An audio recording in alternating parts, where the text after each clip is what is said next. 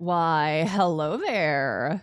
Good meowing, good afternoon, or good evening. Whatever time it is for you, thank you so much for stopping by, and welcome to tonight's stream. We have a demo to play. Yeah. The devs reached out to me during the Prince Timber streams, and I was like, yeah, absolutely, I want to play your game. I can't play it right now. And then I forgot to tell them when I was planning on playing their game. I mean, to be fair, I decided it like yesterday. Completely spaced out to email them. So I emailed them like 30 minutes ago, being like, hey, so sorry about that. Played your game 30 minutes. But they may or may not stop by. I doubt they will, considering how little heads up I gave them, but yeah, we are playing a game called Rottenroots today. It is a Solarpunk BL. You know what, let's pop over here actually real quick. Hello, it's me. So today's game is Rottenroots, described to me by the devs as it's a story of forbidden love between two young men. Together they face the trials of a gruesome tournament while trying to uncover the real mystery behind it. A love triangle is complicating things even more. Will their love prevail, or will they give in and become the people others want them to be? What if love could literally get you killed? So I'm very excited to play this. If you're interested, I gotta put interested into, I can't spell. Interested in today. God, today's game. I can't fucking spell at all. I swear, my fingers are slippy bitches when it comes to typing. Yeah, it's Solarpunk too, so that's super fun. That's not a big blessings. That's not a big, common, setting.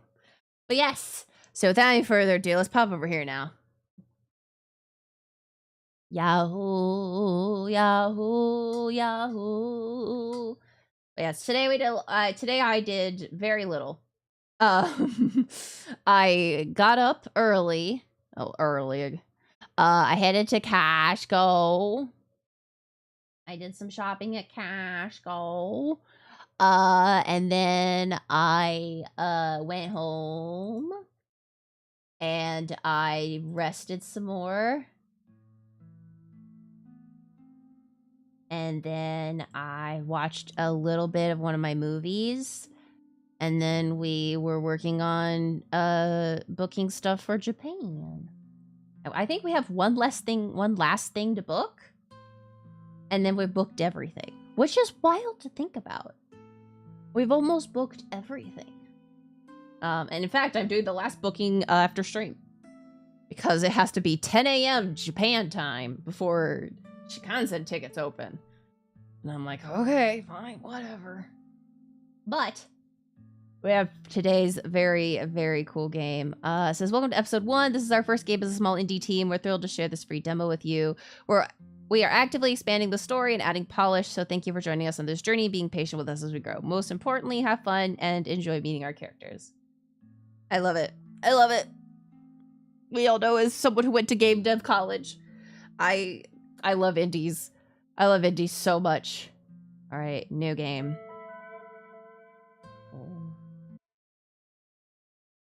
Oh, trigger warnings. Rottenroots contains themes of discrimination, violence, and mortality some players may find disturbing.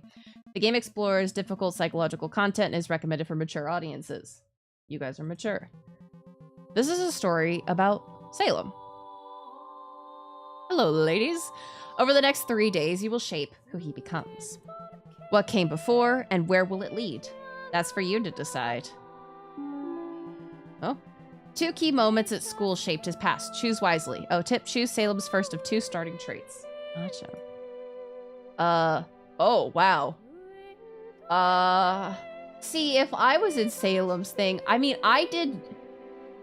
technically of these did choir. But I was also in theater, and I was in computer, but I would want to do the occult club. Salem practiced forbidden magic in secret with the occult club, learning dark rituals that few dared to attempt. Yeah, of course. Salem was also part of, theater club. Yeah, you know what? The occult and theater. We're going full out with this. Okay, audio.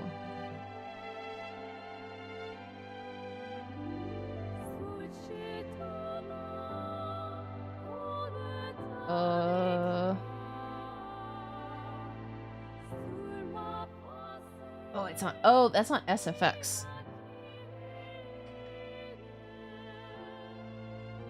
Oh, interesting. Okay, previous. Next. Okay, how do I get out?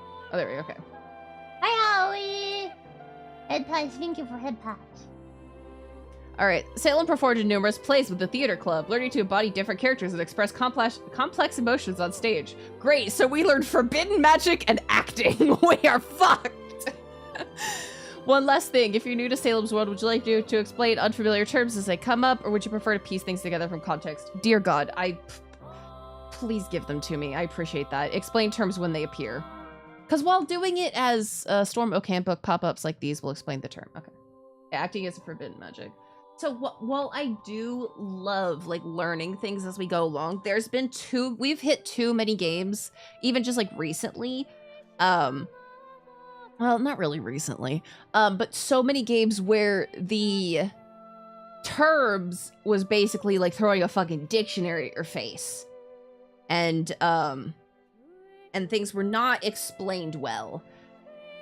Oh, guys, sorry. So please don't make me work for it right now. Provide context with Salem when Salem encounters something that might need clarification.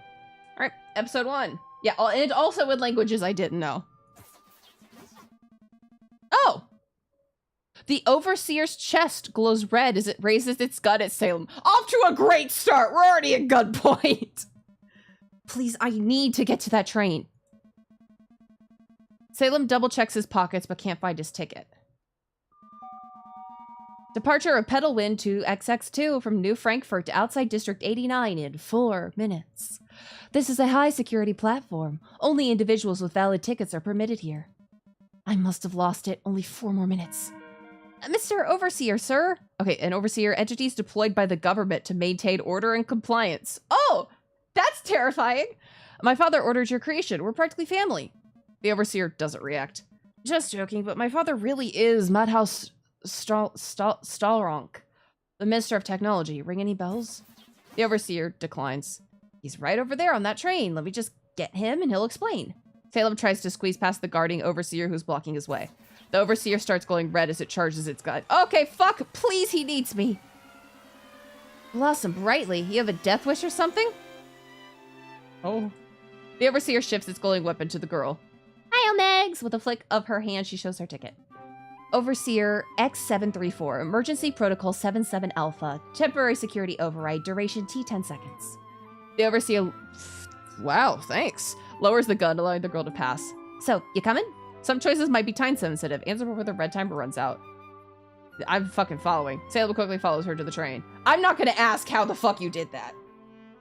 I'm just gonna say thank you. Blossom Braley, you're a lifesaver. The girl wipes her eye. So, you are the minister's son. Is it true what they say about him? The girl stops in front of the train entrance and turns to Salem. I'm afraid so, yes, he, When their eyes lock, Salem's stomach drops. No way, she looks just like Sylvana? Oh, Empress Sylvana, supreme leader of the world government. Oh! Oh! Soon celebrating her 50th year in power. Oh! Could you not stare at me, please? The girl turns to the overseer at the train entrance, flicks her ticket, and steps onto the train. Sorry, Salem. She wipes her eye. I can't help again. That was a one-time thing. She pauses at the train entrance, glancing back at him. When you see your father, tell him the rich. The door of the train closes automatically, cutting her short. Wait, can't you just... What the hell was that? Salem tries to squeeze past the overseer, but it blocks his way. Departure of the Pedalwind 2XX2 from New Frankfurt to outside District 89 in 3 minutes. This is a high-security platform. Only individuals with a valid ticket are permitted here. Salem takes a step back and turns to the overseer. I know this probably won't work, but I have to try. Blossom brightly, Mr. Overseer, sir, I need your help. Salem points towards the train behind the overseer. My father is in there. I haven't seen him in years. And now he's here, but he's very sick and needs me. The overseer doesn't react. Could you please make an exception and let me through? It would mean the world to me, just this once. Ah, shit! The overseer starts glowing and charges his gun. Okay. Salem turns away from the angry overseer and leans against a pillar as the teen exits the train. That was it. I tried. He slides down and crouches on the ground, knees pulled in, as the teen approaches him with a kazoo in his hand. Some drums on his back. Blossom brightly, you must be Salem, right? Departure of Pedalwind 2XX2 from New Frankfurt to outside District 89 in 2 minutes. Salem looks up to the teen, who's nervously tapping a rhythm against his drum with his fingers. They let you on the train with that? Kurt Krumstube, I assist the train crew. Is it really true that the minister's your father? Yeah. Blossom brightly. Yes, he is. I promised him to meet him on this train, but I lost my ticket. Oh no, darn. I wish I could help you, but my boss Wolfgang would. Kurt scratches his head with a drumstick while Salem looks down at the platform, noticing someone sneaking over the tracks towards them. You know what? We're still waiting for someone else. I'll go inside and ask for the train to depart 3 minutes later. Salem slowly stands up, focusing on the stranger. Maybe you can go look if you dropped it somewhere around here. Yeah, that actually would be great. Departure of the Pedalwind 2XX2 from New Frankfurt to outside District 89 in 1 minute. You're a strange little man. Great, better hurry then. Good luck. Kurt passes by the overseer and turns back to the train. As he gets closer, Salem recognizes the stranger. What? He can't be here? James, what are you? I had to say goodbye. Did you see my ticket? I lost it. Departure of Pedalwind 2XX2 from New Frankfurt to outside District 89 was delayed. It will now start in 3 minutes. Sorry, haven't seen any ticket, but you can't get on that train. I have to. We'll hang out afterwards. But that outside district, Father needs me. No, it's not about him. That district, it's haunted. James raises his fingers and curls them around. Full of evil witches that want your soul, dark magic that corrupts the heart, and scary mutants that'll eat your brain. Okay, I was about to get shot over not having a ticket. I'll take the ghosts. The only haunted thing here is his lovely daisy smell. He's so cute when he tries to cheer me up. I'm just worried about that evil witch right now. Right in front of me. Will you help me look for my ticket or not? Departure of the Pedalwind 2XX2 from New Frankfurt to outside District 89 in 2 minutes. James nods and they walk down the platform, away from the overseers, whispering to each other while looking for the ticket. Sal, get real with me. What's really up? I'm afraid of what will happen when Dad's gone. James nods, but they keep their eyes down in search of the ticket. This might be the last time I can see him, and the first time he actually wants to see me. Sal, please.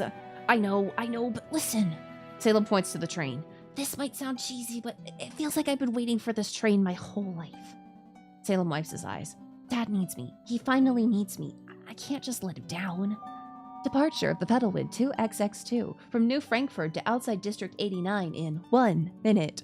I'd be shitting myself at this point. I don't have my ticket. The train leaves in a minute. Everything's fucking shot. Honestly, Sal, sometimes I sometimes wish you'd be so passionate about us. Salem stops and lays his arm on James' shoulder. Don't say something like that. You're always the end goal. The train! James turns away. Just a pity the end goal isn't the main goal. Oh, Storm Oaks are an outdoor activity youth organization. Members are ranked from sapling to mighty oak based on training and achievements. James takes out a worn book labeled Storm Oak Manual and hands it to Salem. You forgot this last night. Thought you might. Salem grabs it, opens it, and finds the ticket in it. I use it as a bookmark! Salem rushes towards the overseer guarding the train. You're the best! See you at the beach in 3 days! James catches up to Salem, grabs his hand, pulls him near him, and whispers in his ear. If you enter that train, you won't survive the end of the day. How do you know this? We're dropping a save. How do you know this? I'm amazed that the train hasn't left. It's been more than a minute. How could you possibly know what will happen to me? You're just trying to scare me. That's not what I said. That's not what I said at all. I wish I was. Why did you even hear this? From who? It doesn't matter. No, it very much matters! It very much matters! Where did you get your information? Of course it matters, but I know how much he loves his secrets. Salem steps away from James and holds his stick towards the overseer, making it lower its weapon. Petalwood XX 2XX2, going from New Frankfurt to outside District 89, is ready for departure. Just listen to your heart. Don't do this. Salem boards the train. I'm listening to it. The door closes. Salem runs down the train, looking for the one with his father. Fully focused on his search, he bumps into a teenage girl. He absolutely mumbles an apology, but then the girl hugs him. Sal, I've missed you, hairy dude. What? Salem laughs and hugs her back. Hey there, sis. Do we not know where any of our family is? How did we not know she was on this train? How have you been? Lynn playfully pinches Salem's belly. What? Better now that you're around, so why are you ditching Dad? I am not. Oh, calm down, calm down. I'm just messing with you. I've had enough bad jokes for a day, trust me. So, how is he? Lynn freezes for a moment, then shakes her head. See for yourself. Lynn leads Salem to an isolated first-class compartment. Blossom brightly, my son. Glad you made it. He looks awful. Salem bows before his pale father, tubes running from his face to his wheelchair. Blossom brightly, father. Salem kisses his father's hand. Now, let me see. Salem points to the honor student patch on his uniform. Right here. Honor Student of the Year at Dunkelward Academy, just as promised. Dunkelward, German for Dark Forest, elite military academy. Oh, known for producing some of the most talented people worldwide. I guess it says one student each year is crowned as honor student. Or, I don't know how many students. And Salem points to a shiny storm oak pin on his uniform. Right here. First mighty oak in all of New Frankfurt. Salem's father nods approvingly. Good, you really did it. Matthias turns to Lynn, who crosses her arms. See, Lynn, that's how you do it. Lynn puts her hands in her pockets. Yeah, whatever. Congrats, bro. Matthias closes the curtains of the compartment, takes out an envelope, and hands it to Salem. Son, we only have a few more minutes. Read this and keep it down. What? Salem opens the envelope and reads the handwritten letter inside, just loud enough for them to hear. My children, the doctors have given me 3 weeks. Oh, shit! Boy, am I glad that I wasn't playing this game earlier. 3 weeks to live? Salem looks up to his father. He nods, gesturing to Salem to continue reading. Today is the day to pass the torch of House Solarpunk to you both, especially to you, Salem. Salem glances over to Lynn, whose face shows no emotion. You must win the Violet-level Storm Oak tournament. The Königstanz. German for King's Dance, a high-stakes Storm Oak tournament shrouded in legends. The Storm Oak tournaments are, I guess, ranked by color difficulty, green being the easiest, violet the hardest. Königstanz is no normal children's Storm Oak camp. You will compete in life or death trials, too. Lynn's expression turns in anger. Violet level? Life or death? What the hell? I didn't sign up for some death tournament! Matthias catches his breath and reaches into his jacket, pulling out 2 small packages. Improved prototypes from R&D. Consider them insurance. Salem and Lynn exchange glances before unwrapping the packages, revealing sleek metal bracelets. Are those solar shields? Wait, are we cheating? Just like they have on TV. Both teens slip the bracelets on, and the display shows 100% battery remaining. Instantly, shimmering blue hexagons spring from the bracelet, forming translucent energy shields that glitter like crystals in the sunlight. Whoa! What's this red button for? Matthias quickly reaches over and covers the red button with his hand. Don't touch that. Emergency use only. Does it have a built-in Vitaldienst? What does that mean? Matthias shakes his head. You'll understand when the time comes, but it will drain the battery down to 0%, so be absolutely certain before you use it. The teens deactivate their shields, the blue hexagons fading back into the bracelets with a soft hum. Whatever this emergency function is, a one-time use isn't much. Good, now read on. Compete in life or death trials to help preserve the glorious name of House Solarpunk. Oh, Salem, you are our last hope. Oh boy, everything depends on your potential. And Lynn, support your brother. Oh, okay. During the Königstanz, be his strength, not his burden. I won't, Father. He can count on me as always. Lynn looks away and mutters. Burden? I'm the one who always says when things go sideways. Salem turns the letter and keeps reading. Furthermore, Salem, you will... Salem stops reading, his face turning pale. Lynn stands up and crosses her arms. You... What? Come on, spit it out!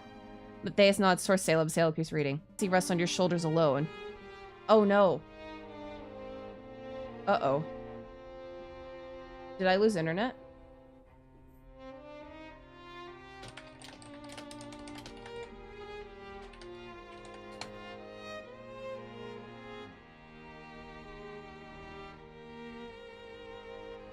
Uh.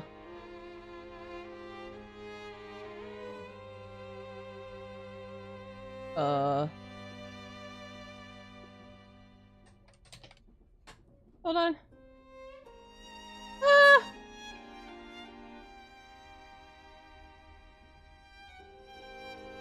Am I still alive? Okay, alright, I'm back. Okay. Okay, okay. Hello, hello, hello, hello. Keep they all? We're live, we're alive, we're back alive again? Okay. Well, good. Okay, guys, you get another stamp. Oh god, this fucking ad again. My internet did. My internet blipped. Well, it'll be still one stream on YouTube side. Oh dear lord.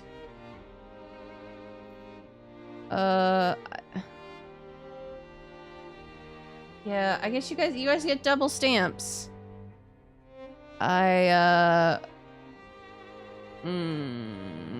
just saw I tried lowering my bit rate. Because it was really high, and I think it might have mussed with how it appears on YouTube. We'll see. We'll see. Okay, well, I mean, worst comes to worst, I can change it for next stream, and always re-upload if something happens with, yeah, Twitch is being really weird. Yeah! Whoa! The magic dice! Haha, damn! Okay, but so, yes, we're being instructed to marry a girl. And it's not great. Our Lexi rests on our shoulders, don't fail our name, signed Matthias Starunk. Yeah. Oh, but... Oh, so close. Father, you can't exploit Sal's loyalty like that. Lynn, stop. No one is exploiting me. I can't marry a stranger. I'll win the tournament. I'll win this tournament. I promise you that, Dad. That's all I'll promise. Matthias nods. Father, could you excuse me for a moment? I have to go to the restroom. Salem rushes to the restroom and locks the door behind him. He sits down on the cover of the toilet, shaking his head in disbelief. Toe bean bedding. Oh. Hey! You did it! You did it! Alright, well, we're gonna have to wait for the frickin' ad to stop. Because we've got more ads, unfortunately. Top 10 stamps. I believe you could... yeah. I believe you can check your stamps by using exclamation point stamps. And it'll show you how many... It'll tell you how many stamps you have. It'll show you. It won't show you. Yay! You did conk! Watch this! We've had a few, like magical levels of aura farming with the, toe bean bedding.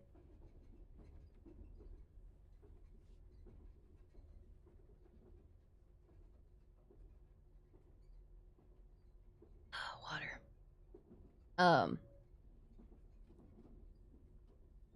I'm surprised that it's still all good over on the YouTube side. That's crazy. Gotta love when it's like, I'm reconnecting, I'm reconnecting, I'm reconnecting, I reconnected, and YouTube is like, oh, there it is, pick it right back up. That's helpful. But yeah.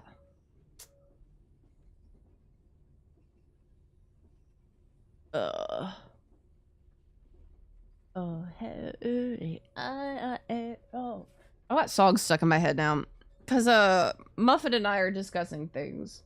Muffin and I are discussing future things, future possibilities of things. And I've just got, like, songs stuck in my head forever now.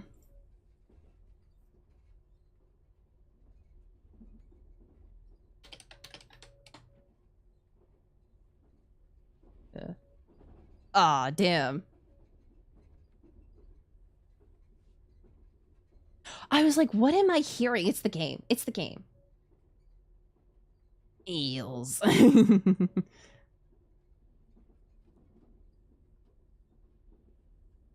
Ugh. Yeah. I was listening to Cendrillon previously. Cause Cendrillon is like, I mean, it's almost like a, oh no! Oh no! I mean, I assume that's bad. Yeah, YouTube gang got not having to worry about anything.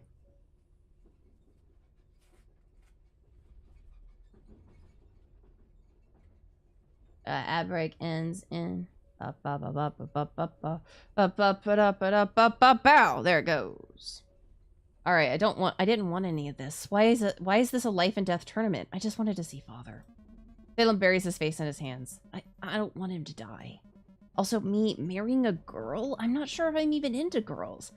And I'm not ready yet to lead this family. This is all way too much.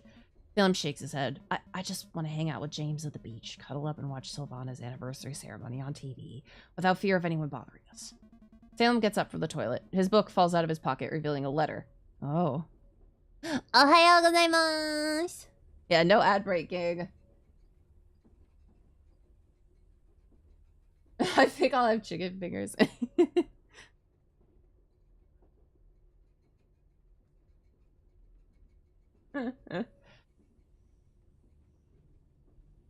Revealing a letter. Another love letter? That's too dangerous to sneak it into a personal item of mine. A flowery smell emerges from the paper. Aizutsuya-ga! Genki desu.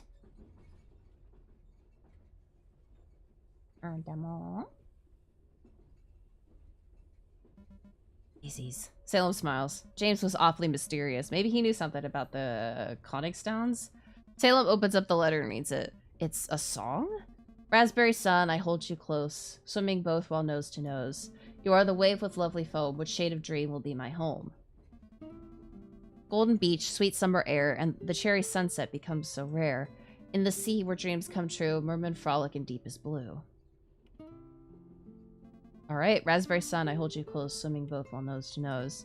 Collapsing waves storm the beach while blackberry sun extends its reach. Raging dark waves, reaching for sun, no golden beach when all is done. If the world changes through the storm, what mermen will show their final form? Raspberry sun, I hold you close, swimming both while nose to nose. Okay, well the deep blue sea is torn apart, blackberry sun never fills the heart. Salem rubs his eyes. This seems useless for the conic stance, but it's also really cute. Salem turns the page and sees more written on it. P.S. Sylvana or me? XOXO! Sylvana or me? What does that even mean? Why would I have to choose? James will really need to explain some things to me after this. I can't fail. I gotta push through this. I have to win for my future with James. I have to win for my future with James. We're gonna be gay.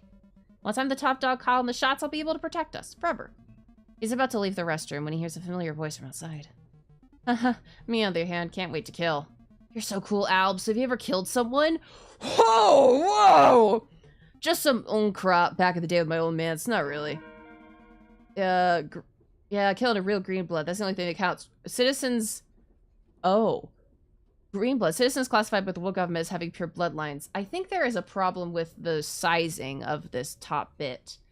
Green bloods enjoy full rights and privileges. Those without pure bloodlines are called Unkraut, German for weeds. Oh! I'll start with that cheating Stallronk.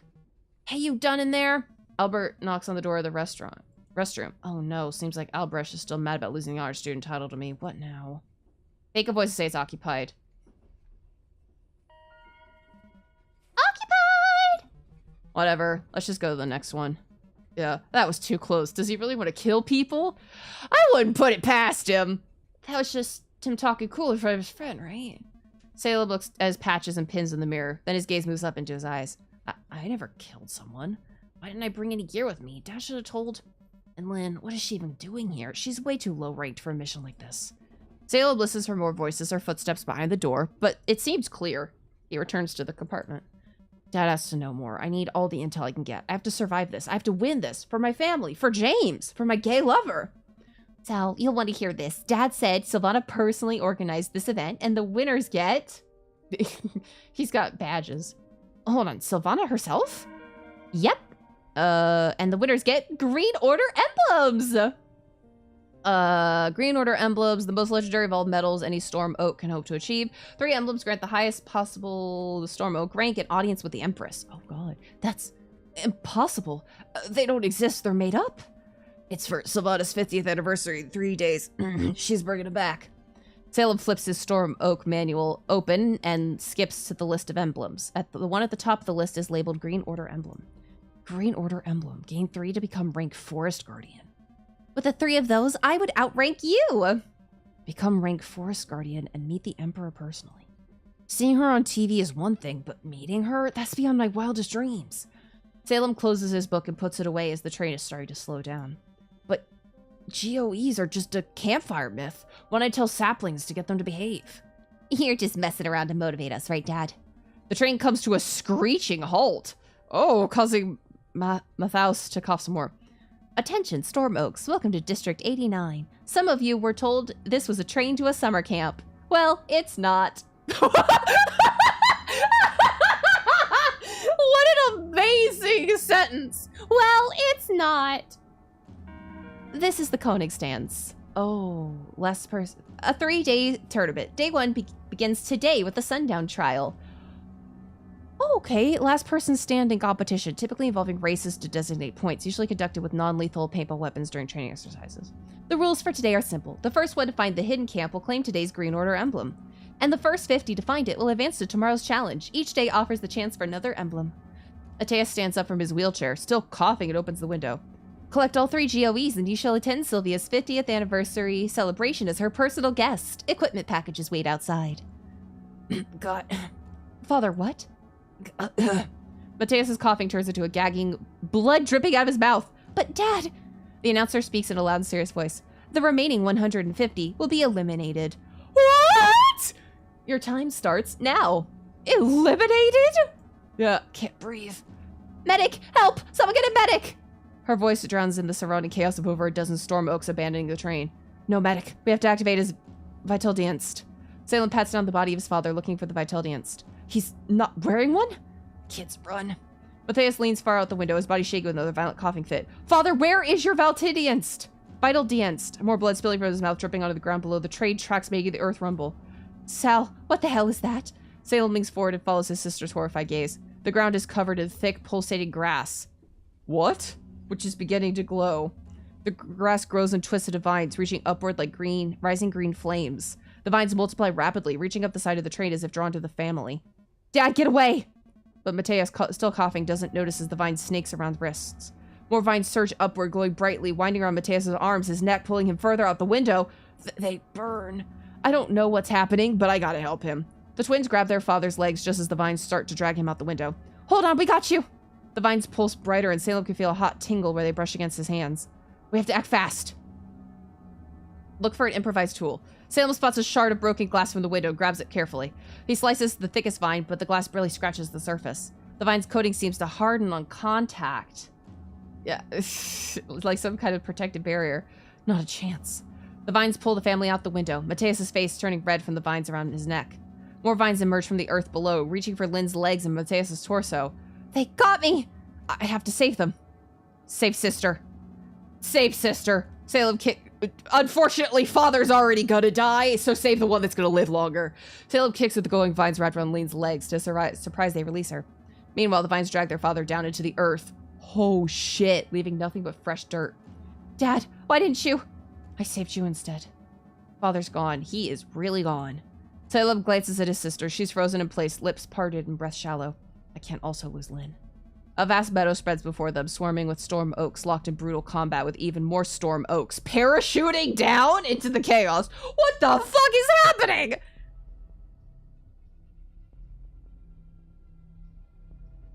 Hi, Phantom. Yes, Twitch is being stupid. Yeah, Father was gonna die no matter what, and even if we saved him, unfortunately, and I say this as a fellow disabled, unfortunately, someone wheelchair bound and reliant on oxygen is not gonna survive this thing. This death game. One larger parachute catches Salem's attention, is descending towards the meadow's far end. You see that? That's an equipment crate. There's our gear. But whatever we do, let's get there first.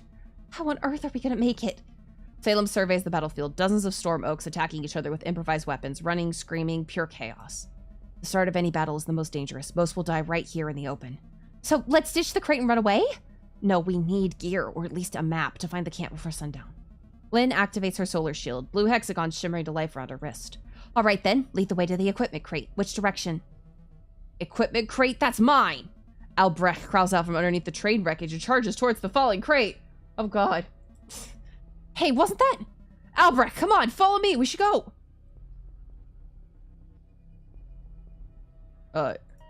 Right around the crowd. The siblings veer right, following a cluster of storm oaks who are also fleeing to the meadow's edge. One of the runners glances back and spots Salem and Lynn. They're following us! His companion whirls around, brandishing a rusted pocket knife with trembling hands. Stay back! Both boys hyperventilate, eyes darting between the siblings and the chaos around them. Oh, they think we're hunting them. Run past them. Salem and Lynn slow down to a careful walk, hands raised, shields deactivated. Easy, we're just passing through. The knife wielder tracks them with his blade, but doesn't attack as they keep their distance from the terrified pair. Don't come any closer! The siblings keep their distance. They manage to pass without provoking an attack. They continue their sprint towards the equipment crate, leaving the others behind in the escalating battlefield chaos. Time to get moving again. To the left? Salem and Lynn veer left towards the battlefield's edge where the tree line begins. A storm oak's parachute is tangled up in the high branches of a massive oak, leaving her hanging helplessly above ground. Coming down! I'm bleeding! Someone help! Her legs kick aimlessly, tangled by parachute lines. Below her, another storm oak patches up a wound on his leg. Salem spots something familiar near the storm oaks. Dark vines emerging from the blood-stained earth. Oh no! The vines are, they are activated by blood. Oh, that's creepy. Oh, that's creepy. Just like the ones that took his father. Something's grabbing my legs. What are these things? Warn them about the vines. Salem steps forward, cupping a hand around his mouth. Those are killer vines! Get away from the ground! The dangling storm oak looks down in confusion while the wounded one tries to crawl away. What are you talking about? Oh boy. More vines surge from the earth, wrapping around the storm oak on the ground and then up to the one in the parachute, pulling them into the earth. A tendril lashes towards the twins, but their solar shield fends it off automatically. Salem checks his bracelet. Battery's at 90%. My warning was too late. Lynn grabs Salem's arm as more vines emerge from the spreading blood. We tried. Now we run. The siblings sprint away from the tree line. Horror. The equipment crate still visible in the distance. Should we have done more? Yeah, they're like sharks. What could we have done? We tried. Everything else would have been too risky. They continued their sprint, towards the equipment crate at the end of the meadow. Time to get moving again. Middle? In the heart of the battlefield, they run... Oh shit, we shouldn't have gone through the middle. They run towards two armored stormcloaks. The first stands over equipment he gathered, systematically smashing each piece with a big rock. Nearby... Oh no, another stormcloak hunches over a motionless body, desperately pumping its chest. Come back! Breathe, please! 1, 2, 3, 4. This is just totally crazy. No, walk around all of them. They're both beyond help. We have to keep moving. Salem tries to walk past, but is noticed by the arriving stormcloak. Please help me! The destroyer notices them trying to leave. Running away, cowards, just like the rest of them. Fuck. He throws a broken weapon at Salem, hitting his solar shield with a crack of energy. Oh, can't get a break even when I try to be careful. 80%. The siblings escape the center, leaving the two storm oaks behind. How much more of this? We have to get away. Follow me. Which way through the crowd? Switch to the right. Siblings approach a storm oak. Fuck! Holds a knife! We're just fucking running into the worst people! Using it as a human shield. I saw you pick up that med kit. Where is it now? The hostage whimpers, tears streaming down his face as the blade presses against his neck. Please, Erica, we were friends! The hostage taker's hand shakes, but her grip on the knife remains firm. Friends don't steal from each other. A medical kit lies on the ground between them, just out of reach of both. This is insane. They're gonna kill each other over supplies. Fuck it! Lunges for the medical kit. Both stormbooks immediately forget their conflict. He took it. Oh no, charges with a knife. Oh, rapidly draining. No!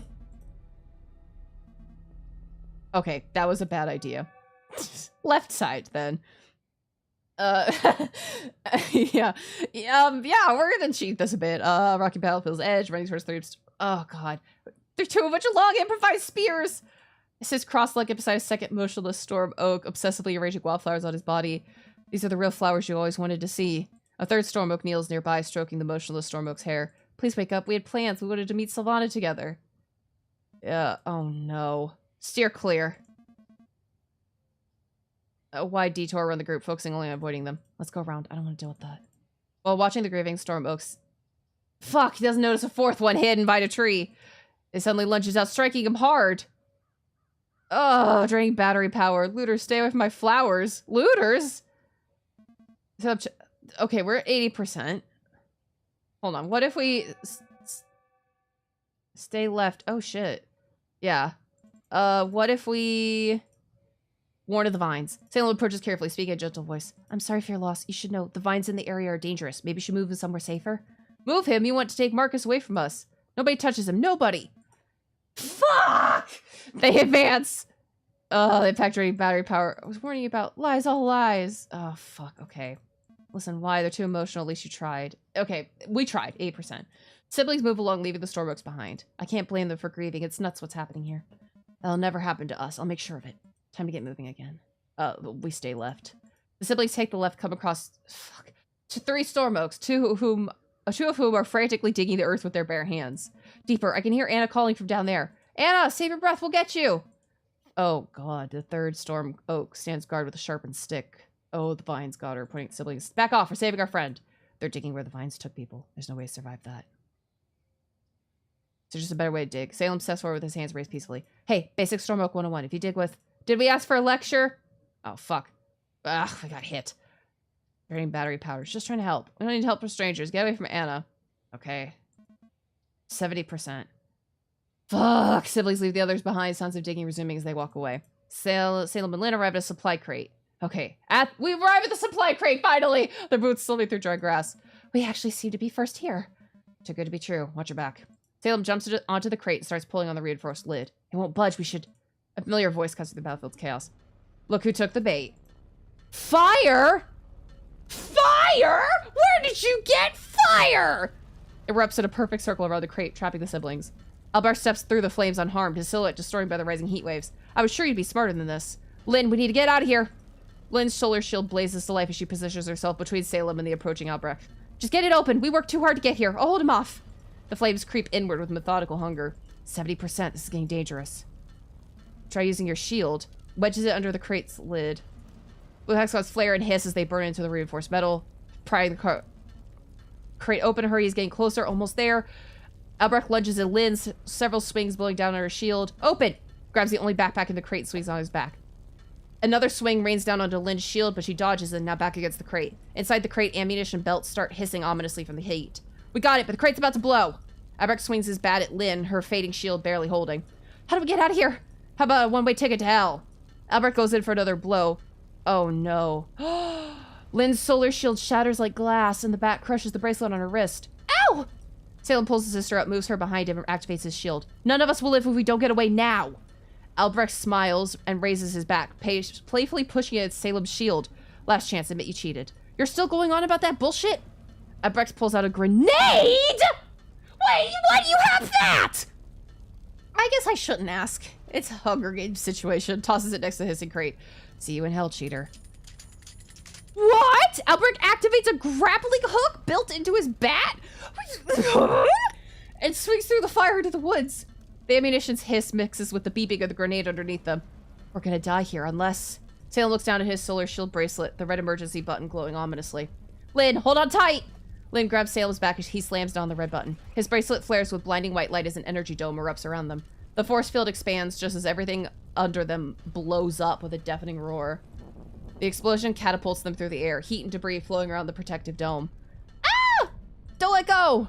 They crash land into a tree in the woods, the energy ball cushioning their fall. My back is killing me. Salem's bracelet starts overheating, smoke rising from the overloaded circus. Hot! Ow! I didn't mean to hit. I'm like, so much is happening.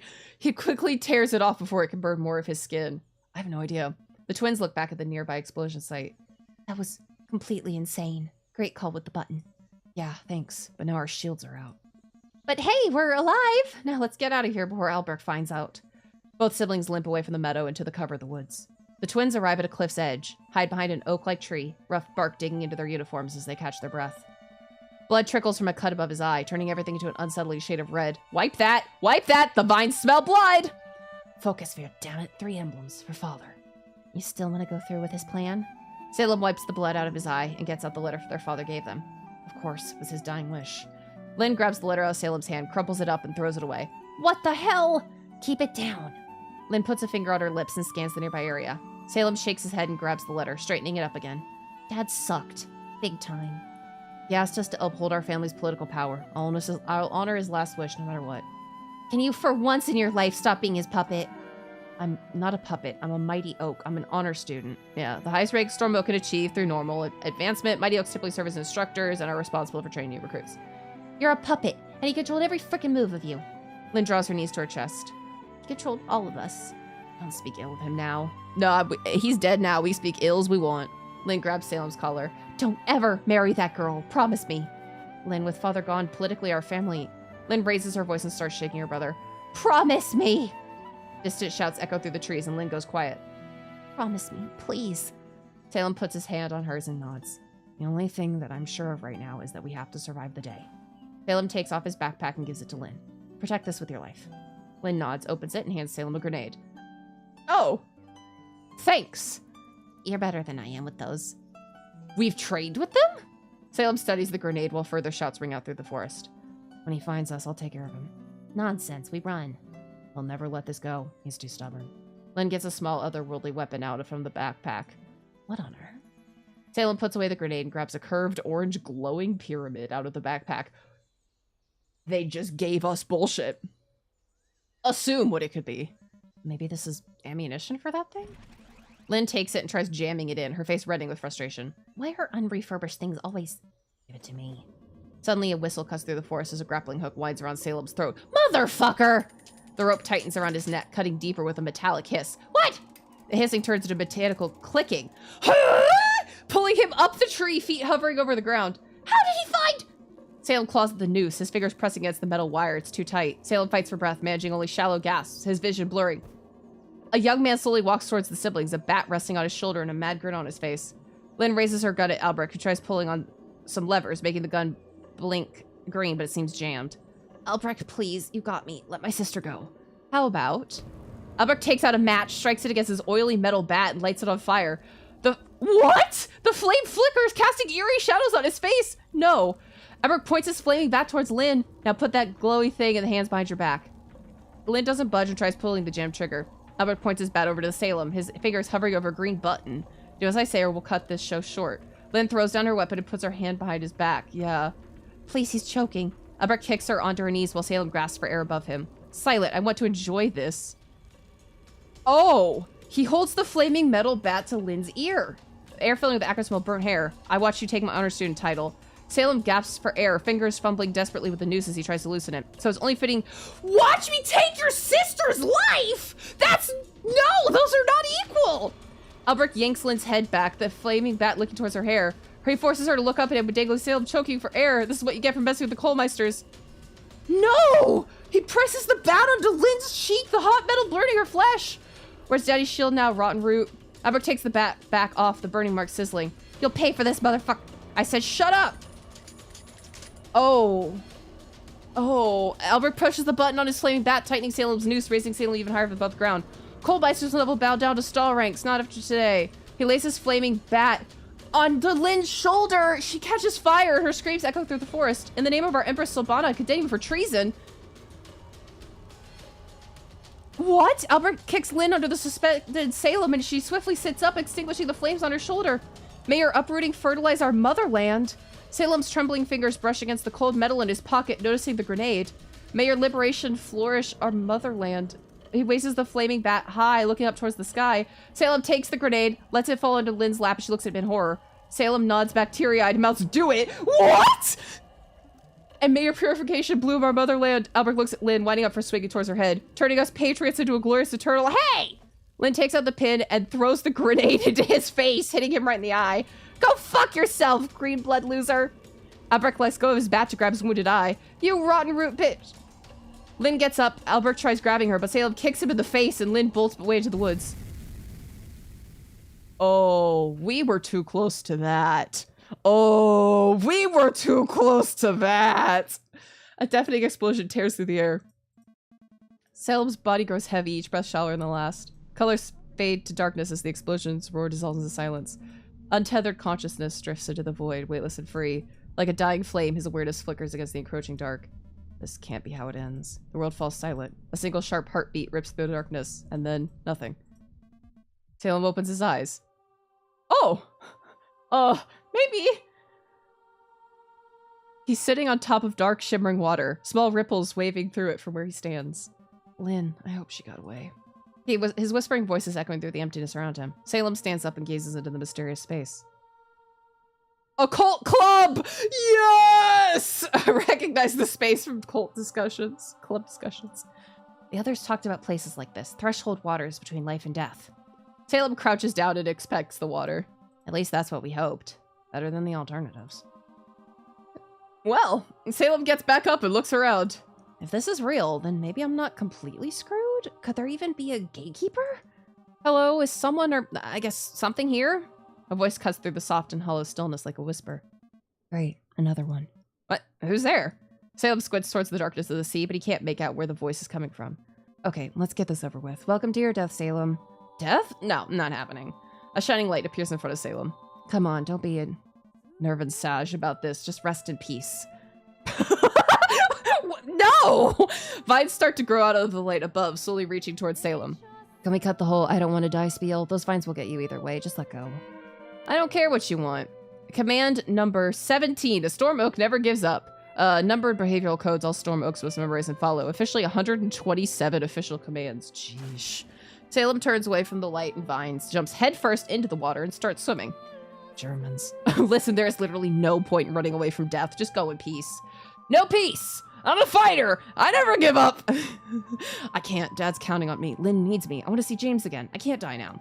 Salem starts diving even faster. You know how many people tried to outrun death? Endless. I can't disappoint them. Disappoint who? He can read. Yes, I know. I can read your mind. Blah, blah, blah. Get over it. Disappoint who? Father, Lynn, my empress, and especially James. Everyone. Sylvana, don't try to impress a frickin' royalty like her. You're better off dead if that's your goal. Salem swims towards the ocean. How do you fuck do you know that? Salem swims towards the ocean floor, the vines chasing him, his vision blurring and his movements getting slower and slower. Man, 17. A storm oak never gives up. Salem starts swimming more slowly, his vision blurring. I can't give up. I told you there was no running away. The vines caught up with Salem, swirl around him, and lift him out of the water. Salem's body, wrapped in the vines, floats upward into the light above. But hey, chin up. You got further than most. Salem's body starts to slowly dissolve into the light. Please, this can't be how it ends. You'll have a nice life over there. No more pain, no more struggles, and no expectations. A sweet deal, honestly. That means nothing to me without James. All I ever wanted was... Stop. Let me even peek myself on this James guy. What? Salem feels a tingling going through his head as the voice takes over him. What? Salem was 12. Crickets buzzing through the afternoon. The fresh wind of cut grass is going over the meadow. Salem takes the worn ball and places it on the grass, then spalls towards James, who is jumping up and down at a gate. James jumps up, hanging hand over hand from the post above, swinging side to side. Yeah, yeah, exactly. Let me see how hot your boyfriend is. Maybe I will let you live. Wild. Salem shakes his head and smiles, puts a hand over his eyes to hide away the bright sun, and presses his tongue between his lips to aim. Huh? James jumps back down onto the dirty ground, spits in his hands, rubs them, raises his dirty palms. Salem shoots, James jumps, and the ball swings at James. He catches it with a hug. Huh? James spins the green-tainted ball on one finger and shoots it across the meadow, away as far as he can. What? What are we doing? Hey, want to explain anything about what just happened there? Salem was 14 in a treehouse. Sun glimmering through the wooden window frame. A bird is chirping a happy song, somewhere in the branches above them. James is lying on Salem's arm, his hair tingling slightly. James has closed his eyes and is playing with Salem's chest hair. Huh? Curling it into little swirls. A cloud vanishes and sunlight kisses Salem's smiling face as the lost in thought Salem looks towards the old wooden roof. A slight breeze enters the treehouse, bringing with it the sweet smell of apple blossoms. Huh? Above Salem is a dream catcher, the small glass pearls woven and shining like stars. Its brown feathers are dancing in the breeze, making the dream catcher turn slowly. Salem is 16. He is silently sitting on a couch, looking at the dozen dusty boxes in front of him, filled with childhood toys. An arm of an action figure is hanging out of the carrying hole in the box. Next to Salem is James, the arms of his large red sweater wet, his nose and eyes running. James blows his nose into the arm of his sweater, crying softly. Salem stands up and rescues the action figure from the box. Its green dress is turning gray, the silver of its plastic sword vanishing slowly, showing the milky plastic underneath. Salem goes back to James and lies down on the couch, laying his head on James' leg. He then plays with the figure, making it walk, fighting with its sword, getting James to chuckle, and turning his crying into a tearful smile. James grabs Salem's hair, curling it between his fingers as Salem continues to play with the old action figure. Oh. A secret life, hidden between the pain and horrors of this world. A storm oak never gives up. You might be more than the run-of-the-mill Sylvana fanatic after all. Never give up. You're gay. Live.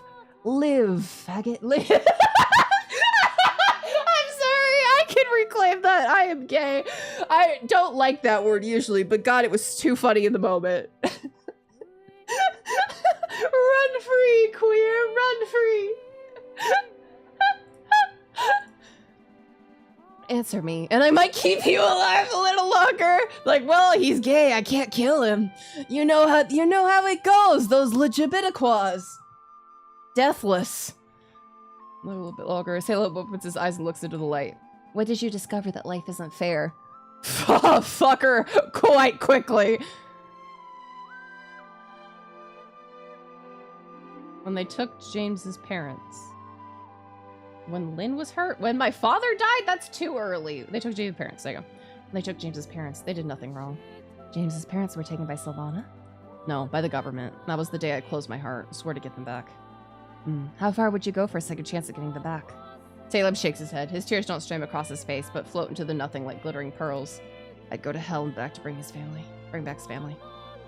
Being a naive teen that wants to change the world. Kind of a waste anyway, sending you away.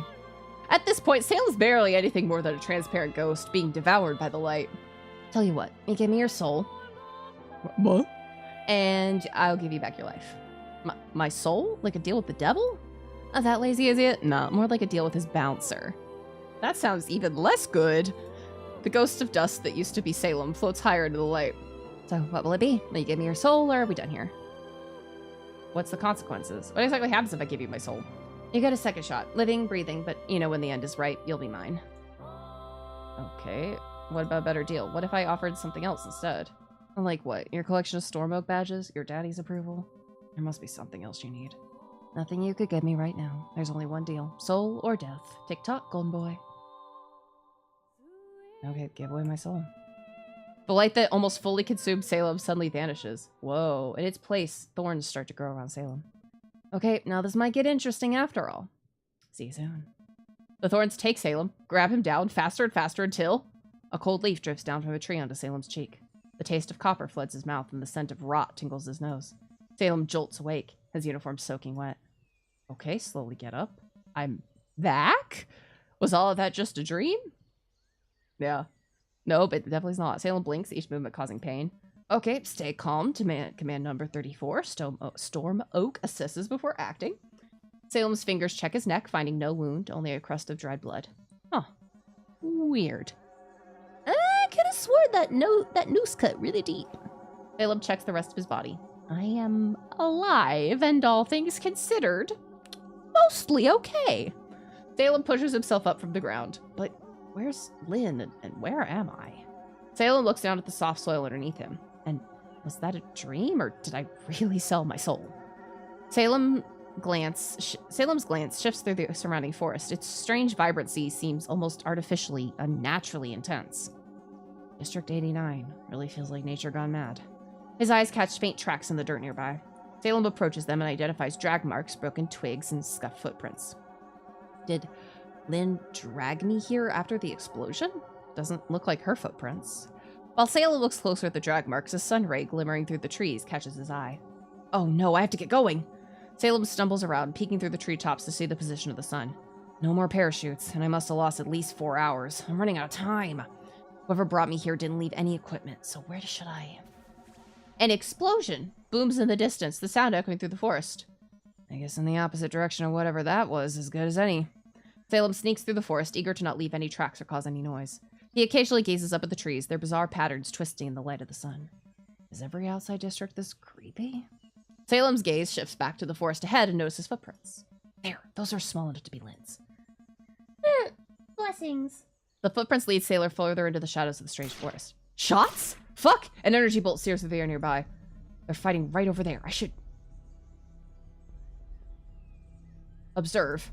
Salem crouches by a large fallen log, studying the conflict carefully. From his vantage point, Salem can make out 2 figures locked in combat. An energy bolt sears through the air. A blonde kid falls to the ground, breathing heavily, while a red-headed boy runs away. The kid is bleeding from the stomach, his heavy breathing turning into a whimper. Salem goes pale. The blonde kid lies sprawled out on the forest floor, one hand clutching his stomach, fingers slick with blood. His chest rises and falls in shallow, uneven bursts, eyes wide with desperation. That looks fatal.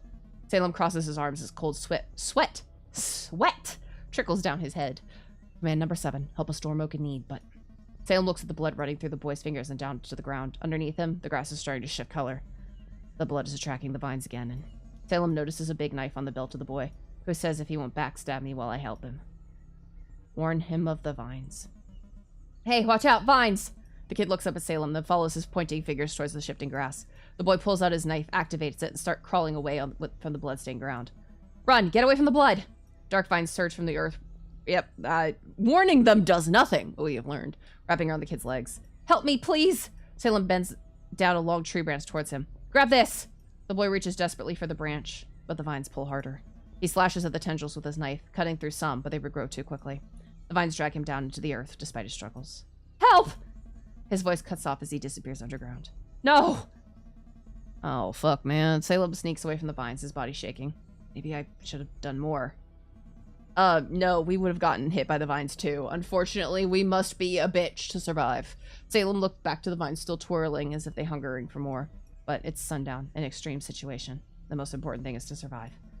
Salem wipes sweat from his forehead and looks at the forest ahead. Where could the camp be? Maybe I should climb a tree to see over the forest. A stick snaps through the silence of the woods. Salem turns around, looking for the source of the sound. Branches start creaking in deliberate rhythm. Someone's here. Salem turns again, but it's too late. A blinding flash sears his vision. What the? Fuck. Blinking away the after images, Salem sees the figure step into the light. Wait, it can't be.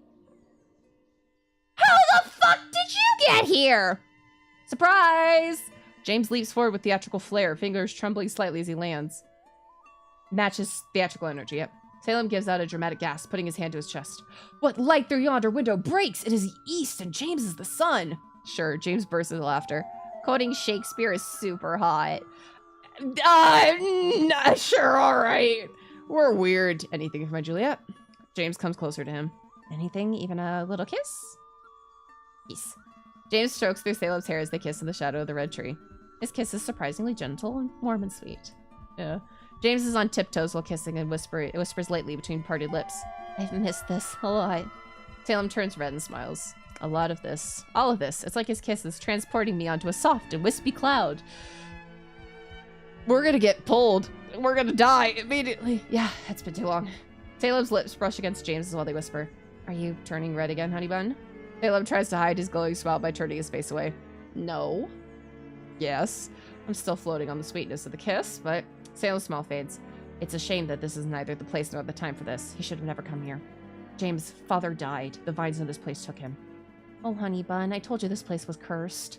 I tried to warn you. How the fuck did you know?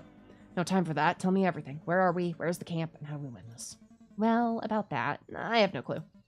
Then what do you know? James moves closer to Salem, eyes locking into his as he fixes Salem's collar. I know someone's got to watch your back in all this.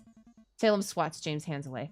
No flirting. I need answers. Our survival could depend on it. A twig snaps behind them, making Salem's spine stiffen. Then another sound. No! A scratching on metal followed by fire. Ambush! Evaluate the situation. Salem whirls around, instincts kicking as he scans for the source of the noise. A shadowy figure stands at the edge of the clearing, something metallic glinting in their hands. James, run! James turns mid-sentence by saying, what the? Oh. Uh-oh. If our boyfriend is fucking dead, Salem slams to the ground. A cloud of wood, earth, and dust surrounds him. He looks at James next to him and over to the silhouette approaching them. Oh. How did you survive, bitch? A Falfarouk. I was bested by a fucking Falfarouk. Why are you still alive? Albrecht emerges, baring his teeth at a twisted smile, swinging a flaming metal bat through the dust cloud. He saw us kissing. Run! Yeah, Salem gets up, grabs James' hand, pulling away from Albrecht. Not this time, Falfarouk. Oh no. Swings his bat like a rod, shooting out a hissing wire. Grappling hook's gonna get James. Hooks around Salem, tying us to a nearby tree. Let him go! James pulls on the wire, trying to feel Salem. Shut it, Falfrick. I can't go home empty-handed. Salem pushes his body against the wire, trying to loosen it, but doesn't budge. God damn it. I believe slur. James spots a big stick, tries grabbing it, but Albrecht shatters it out of James's hand with a swing of his bat. Albrecht points his bat at James. I'll pluck you next. James nods and raises his hands. Albrecht points his flaming bat over at Salem. I wanted to go easy on you, make you choose how this can go. Honey, run away! Albrecht grabs his flaming bat with both hands, staring back at Salem. But they will give me an emblem on top if I kill you here and now. Oh god, Albrecht swings his bat down at full force. The world around Salem turns red. Honey bun, run, please. Then darkness. God damn it again. Oh, come on! I just patched you up! Salem feels his head twisting and turning as his senses slowly come back. Hello? Anyone home? God, hi! I'm back again! Salem finds himself back in the dark, motionless water. Am I dead again? That depends. Are you still of use? Am I of use? You're my investment now, and I hate bad investments. Vines start to grow out of light above, slowly reaching towards Sam. Okay, I get it. Yes, I'm still of use, whatever that means.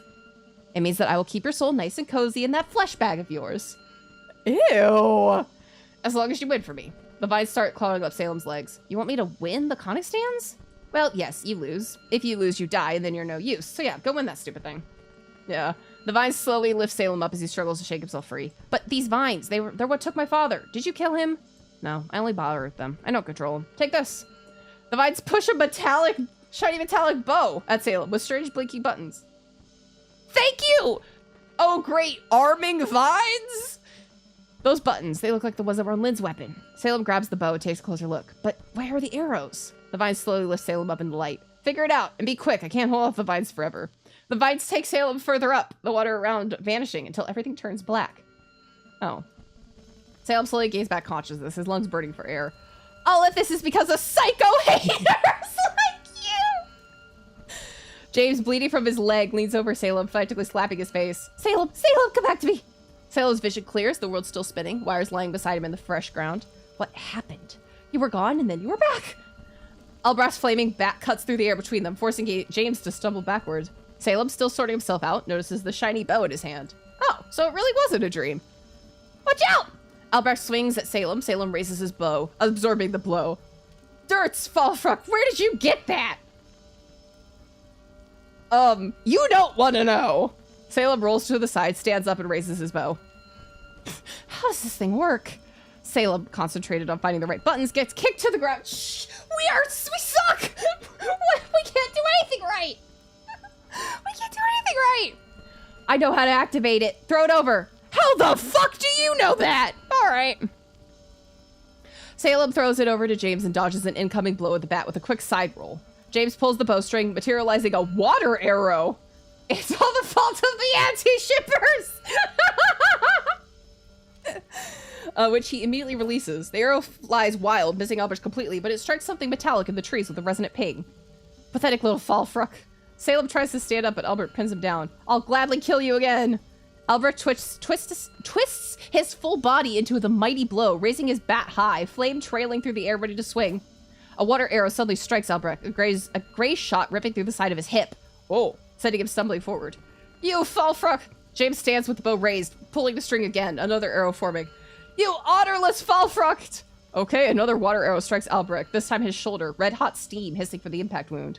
I hate all of you! Time for plan B! You had time for a plan B?! You're all coming with me! Albrecht reaches for the big grenade, pulls the pin with his teeth, and holds it threateningly above him. Tick-tock, tick-tock, tick-tock, tick-tock, tick-tock, tick-tock! A final water arrow strikes Albrecht directly through the chest, pushing him to the ground. Did I get him? God fucking bless it! The grenade slips from Albrecht's fingers, rolling away. Albrecht looks down, confused at the hole in his chest. Tick-tock, time's up. What do you mean Albrecht will remember that he's dead unless he comes back too? You know what? I wouldn't put it past whatever weird deity creature we gave our soul to also bring back our fucking rival. Just to say, you two, one of you will get it. James, grenade! James scrambles away from the grenade, the backpack still in his hands, pulling James behind the tree for cover. When did we get a backpack? Okay, the grenade detonates with earth-shaking force right next to Albrecht. The shockwave Yep, tears through the air, lifting Albrecht off his feet, his body becoming a twisted silhouette against the blinding green light. Salem throws himself over James, wood splinters and rocks filling the air. As the cloud of the explosion settles, the scent of sweet, earthy decay pierces through. Are we dead yet? Salem gets up and peeks at the crater and sees the remains of Albrecht lying in it. We just killed Albrecht. Only fair he killed you. Twice, actually! So yes. Salem goes nearer to the crater, noticing its deeper part covered in thousands of vines, green liquid spilling from the ones where chunks blew off. I can't hold off the vines forever. Salem scans the two of them, his eyes catching on their bleeding wounds. We gotta go! The vines slowly start to crawl out of the crater at them. Salem grabs James's hand, and together they run for the detonation area, the vines following them. We're running away, a compartment. What? On Albert's belt springs open with a loud pneumatic hiss. Does this man never die? Making them turn around. Oh, critical condition detected. Photon extraction initiated. What the fuck? A balloon rises out of the field of flowers, yanking Albert's flower-covered body upward. Volk's going in vile distant. They pump him full of meds before his brain even flatlines. The bastard's on VV? James grabs the bow from his back. Keep running. Salem, nope. Salem pulls him further, what remains of Albert's flying high to the sky. No time, we have to get away from the vines. A medical aircraft materializes, its robotic claws snatching the balloon. There he goes. So while I would love to kill you, if I do, we can't waste a moment. Salem grabs James's hand, yanking him forward, small vines growing in their footprints like green fingers. Don't look back, keep moving. They crash through underbrush, the sound of rapidly growing vegetation crackling behind them. Those vines took you down when Albrecht... James stumbles over an exposed root. Salem catches him before he falls. They're reacting to blood. Just run! The vines are becoming more and more, slowly pursuing them like a living, hungry wave rushing through the forest. Salem, I can't keep this pace. Look for a solution. Salem looks ahead, spotting a glimmer of water through the trees. River! Just ahead! That might be our chance to lose them! James nods as they burst through the final lines of trees, revealing a fast-moving pink river cutting through the forest. We'll have to jump! You want us to swim in that? His voice cracks, pressing Salem's hand tighter, the vines quickly catching up to them. That doesn't look like water, Salem. That looks like something out of a nightmare. No choice. The vines killed Father, and they will kill us. We're gonna have to chance the pink water. He squeezes back at James's hand, meeting his eyes directly while running. Do you trust me? Yeah, I do. I don't. They pause at the edge, the water roaring below, the vines growing quickly right behind them. Pull him into the river. No time to lose. Take a deep breath. James holds onto Salem's hand as they jump in the water. The cold river numbs Salem's limbs and steals his breath. They tumble downstream, bodies shaking from the river's violent rhythm. Salem's fingers dig into James's wrists and the water crashes over their heads. In the chaos, Salem, oh no, spots an upcoming rock. Blaming the current. Brace! They slam into the rock, but Salem manages to grab onto it, pulling James up beside him. Gasping for breath, they cling to the rock in the middle of the rushing river. Salem climbs the rock, pulling James up as well. They collapse on the stone, still holding each other's hands. I was gonna say safe, but I don't think we're ever gonna be safe. That doesn't count towards that swim you owe me. Salem looks back. The vines haven't crossed the river, but are still searching for their prey. We made it, for now. That grenade, did it cause the vines? Salem shakes his head, still gasping for air. They react to blood, and have killed Father and dozens of other storm oaks. They took you as well. That psycho split your skull. The vines took you away. James wraps his arm around Salem and presses his face to his chest. I never felt so alone in my entire life. Salem hugs James back. I'm back now, don't worry. Don't ask how. James looks up, tears in his eyes. No, the one thing I can't answer, but how? Well, would you believe me if I told you I sold my soul to the devil? The devil must be desperate these days if he's settling for a soul as lousy as yours. Salem lets out a chuckle as James pulls away from the hug. No, but for real, I have no clue. There was this voice talking to me, a bright light, and then it gave me the bow. Just a really wild dream, honestly. James takes off his bow and inspects it. Strange. Do you think all this was caused by nuclear terraforming? I don't know. Salem shakes his head. Sorry, I'm just as clueless as you are. I'm not clueless. I promised you dark magic and I delivered. He points at the vines, which curl in their direction like hungry tentacles. I don't want to see if these things can pull. Please stop predicting horrible things. Only if you call me Nostradamus. No, I won't. Okay, then, for my next prediction, I see Albrecht loot. James unbuckles a small backpack and hands it to Salem. You think he survived the fight? We literally watched him get medi-flighted. Salem shrugs, sits up, starts examining Albrecht's backpack. I mean, Vivi can't likely save him after all that. But if he makes it, I mean, he saw us kissing. Salem shakes his head, rubbing his eyes in disbelief. Then we're in massive trouble. James nods, putting the bow back on his back. I killed someone today. They exchanged an awkward silence. I could have sworn in the back there was the ba-ba-ba-ba. A body has been discovered. Oh, man. We both did. I never thought He trails off, looking at his hands. It was self-defense. Does that make it right? Yeah? Deep in thought, Salem's fingers find something inside the backpack. A futuristic weapon, bandages, and a Fulton recovery system, identical to the one that saved Albrecht. This could get James out of here, keep him safe from all this. Salem's gaze drifts towards the vines at the riverside, then his fingers trace the Fulton system straps. I feel like I should be more upset about killing someone. Shouldn't I be more upset? Put an arm around him. Salem moves closer, putting an arm around James' shoulder. All my life, I've been told we're the bad ones. I always thought that if they actually caught us, maybe they'd see us as people, or at least tolerate our love. Salem rubs James's back. Nothing's black and white. Not them, not us. Feels very black and white nowadays. Maybe it's time for us to get the respect we deserve. By killing people? With water arrows? Because, I mean, not the way that I would go about it, but okay. They sit in silence, watching the vines twirling across the river. Salem notices the vines, now growing underwater, into the river towards them. Okay, we're losing time. This is still a Violet-level storm oak camp. Salem looks at James and shakes his head. Oh, yeah, the ad is now here. He wouldn't be suited even for a green level one. Quick save. Let me protect you by sending you away. I couldn't live with myself if something happened to you. Salem meets James's eyes, a rare moment of emotional honesty crossing his face. Even if I wanted to, how? Do you want me to go for another death swim? Salem retrieves the second Fulton system from the backpack. This will get you back home. Sal, no, I want to help you. I want to be with you. Albrecht saw us. You must hide, at least for a few weeks. He's likely dead, and it's his words against ours. That's not how it works with a Coalmeister. This has gotten way too risky. Salem starts fastening the first belt around James. James grabs his wrist. I can help. We can do this together. You're not even a real storm oak, honey bun.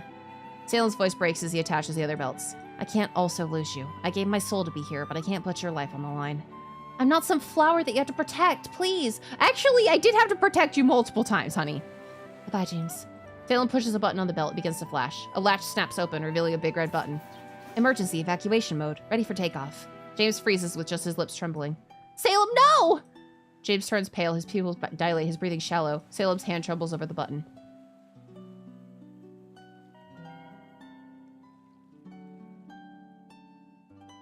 Fine. Okay.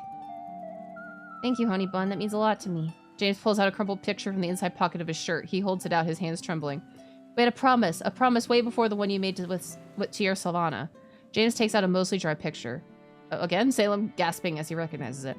That's the picture of us in our treehouse. Yeah, 3 years ago. So we were 14 in the treehouse, so we're 17? You remember now? Salem's fingers trace the edges of the photo, his eyes growing distant. Salem was 16, so we're 19. Okay, that makes a lot more sense. I got our years mixed up. Running through the freezing rain, James was right behind him. They burst through the small door of the treehouse, dripping wet, breathless from running. James shakes his soaked hair like a dog, droplets flying everywhere. Salem peels off his drenched shirt and steam rises from their bodies. James' teeth chatter as he struggles with his wet jeans. Salem takes down 2 portraits of Sylvana, spanning a makeshift line to hang up their clothes. The rain drums a steady rhythm above them, drowning out the world below. Salem grabs the scratchy old wool blanket from the corner, while James is shivering, his lips slightly blue. Salem wraps them both in the blanket, pulling James close. Storm Oak Command number 53. Salem says seriously, body heat preservation protocol. James snorts, but doesn't pull away. Right, purely tactical. The rain turns into a storm, pattering at the thin windows. James' breathing slows, his shivering stops as he leans his head on Salem's.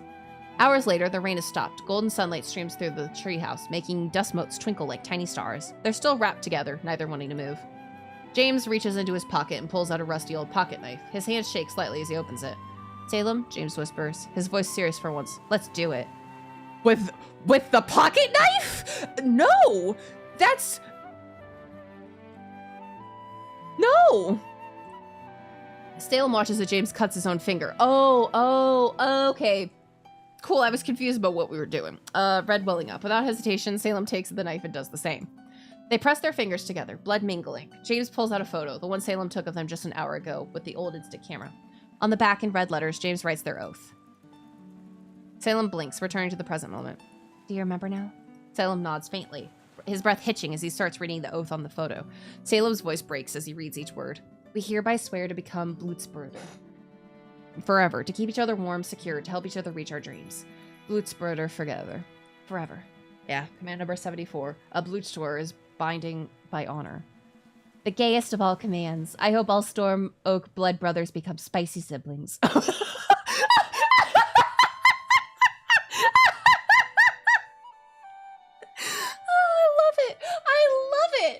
Love it. Salem's body trembles as tears flow down his cheeks. Why is he making this so difficult? I just want to love him. I just want him safe. James reaches out, brushing a tear with his thumb. That day, that's when I fell in love with you. Salem looks up, meeting James's gaze. I felt like I didn't belong anywhere. Schools, parents, everything was chaos. James's eyes lock on Salem's tearful face. The only thing that ever made sense, the only thing that was ever clear to me in a life full of confusion, was you. I love your smile. That morning in the hideout when we woke up, your smile told me. James shakingly tries to imitate Salem's voice. Hey, buddy, everything will be fine. We'll be fine. A tree trunk crashes against the rock, making it shake slightly. James' voice softens to a whisper. The vines are still a problem, guys. You showed me there's a way out of the darkness. James looks towards the tree trunk being swept away by the current. There's hope. There's a future. There might be love. There might be a life beyond just doing what we're told. He pauses, his thumb brushing over Salem's knuckles. I know it wasn't the time for us to talk about all this back then, but you... James, ow! I scratched myself! Ow! Ow! Ow! Okay. My nails are too long. My nails are too long. This is a problem, and this is a known issue. A known bug. Sorry. I literally, like, scratched the side of my nose. I'm shocked that it's not bleeding.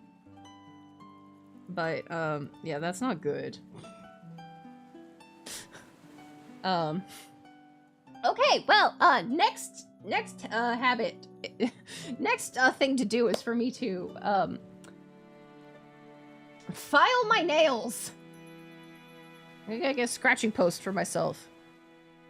James gives Salem's cheek a playful slap, leaving them both smiling through teary eyes. You and your weird storm oak commands offer me that Blutsbrüder oath. I think you felt the same. James chuckles softly, a tear slipping down his cheek. You saved me in more ways than you know. He wipes his face, punches Salem's shoulder lightly.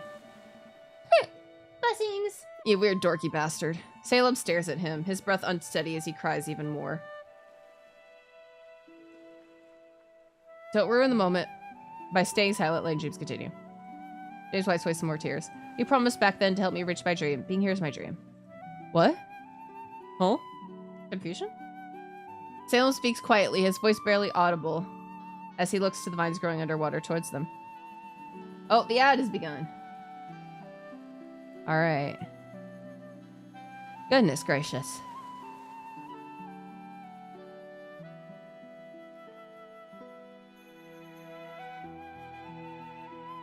I think I had turned... Do I have emote only off? I think I have emote only off, because usually it shows up. Yeah. That's pretty good. It's crazy. The pacing is really just like bam, bam, bam, bam, bam.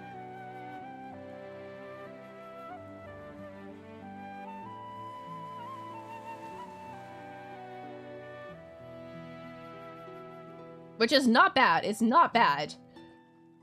I just was not expecting it to be so fast.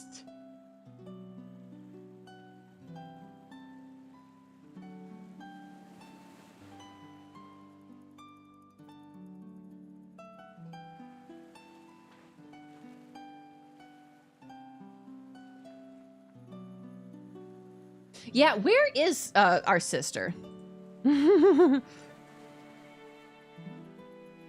Where is our sister?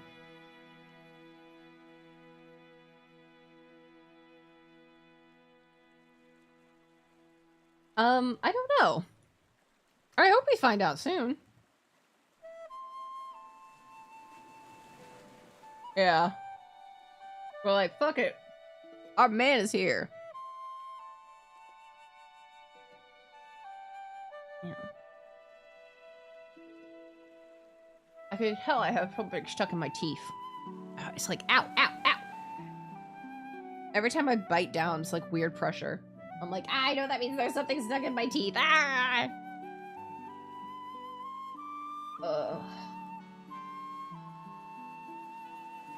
was gonna say, I didn't get crazy. I didn't get anything crazy at Costco, but I did get, I mean, I got one maybe crazy thing.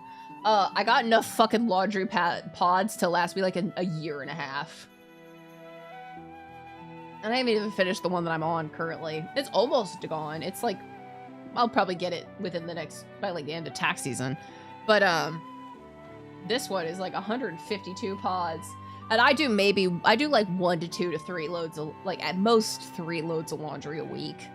And I was like, man, how many weeks is that if I do, you know, 152 divided by 3? I'm like, oh, that's 51 weeks. That's pretty much a year. Which was crazy.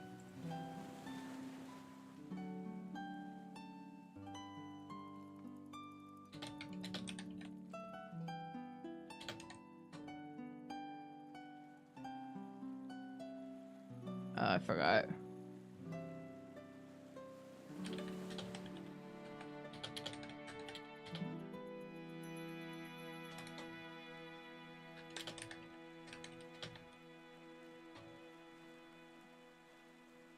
Okay. If your dream is an early grave, came to the right place. No, I'm here because I have to be. But why? I promise not to tell. I know that sounds weird, but just give me a chance, Blitzbrother. Salem rubs away the remaining tears and looks at the picture. Okay, Blitzbrother, command 74, you win. Salem hands the picture to James, who tucks it back into his shirt. Salem unstraps the Fulton recovery belt from James and starts taking it apart. So, how do we get off this death rock?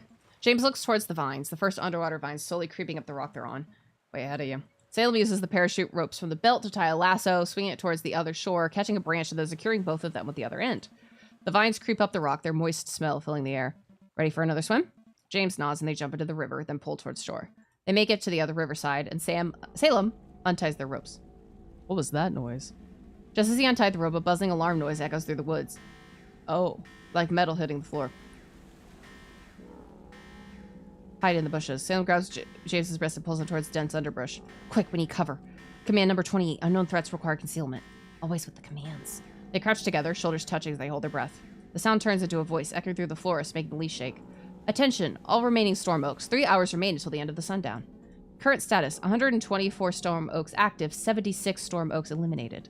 Sector 7 declared forbidden. All storm oaks in Sector 7 will be subject to immediate overseer intervention. Oh, the first green order emblem awaits a worthy recipient at the camp. Salem exhales, tension leaving his shoulders. Damn, that scared me, just the timer. He slowly emerges from the undergrowth, offering James a hand up. We better get going. 3 hours isn't much time. What happens if we don't make it 3 hours? Salem makes a firing gun gesture to his head. Oh, boy. Well, I'd prefer to swim with you in the Baltic next week, so I don't think we can make it in time anymore, but... So, Mr. Mighty Oak, what now? I think the camp must be downstream somewhere. Without a map, following the river is our best chance. How's that our best chance?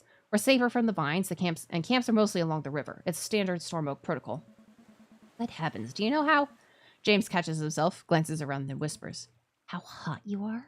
What? When playing the Salok Boy Scout leader? What? Oh god, Sherlock pun. Oh boy, I didn't get that.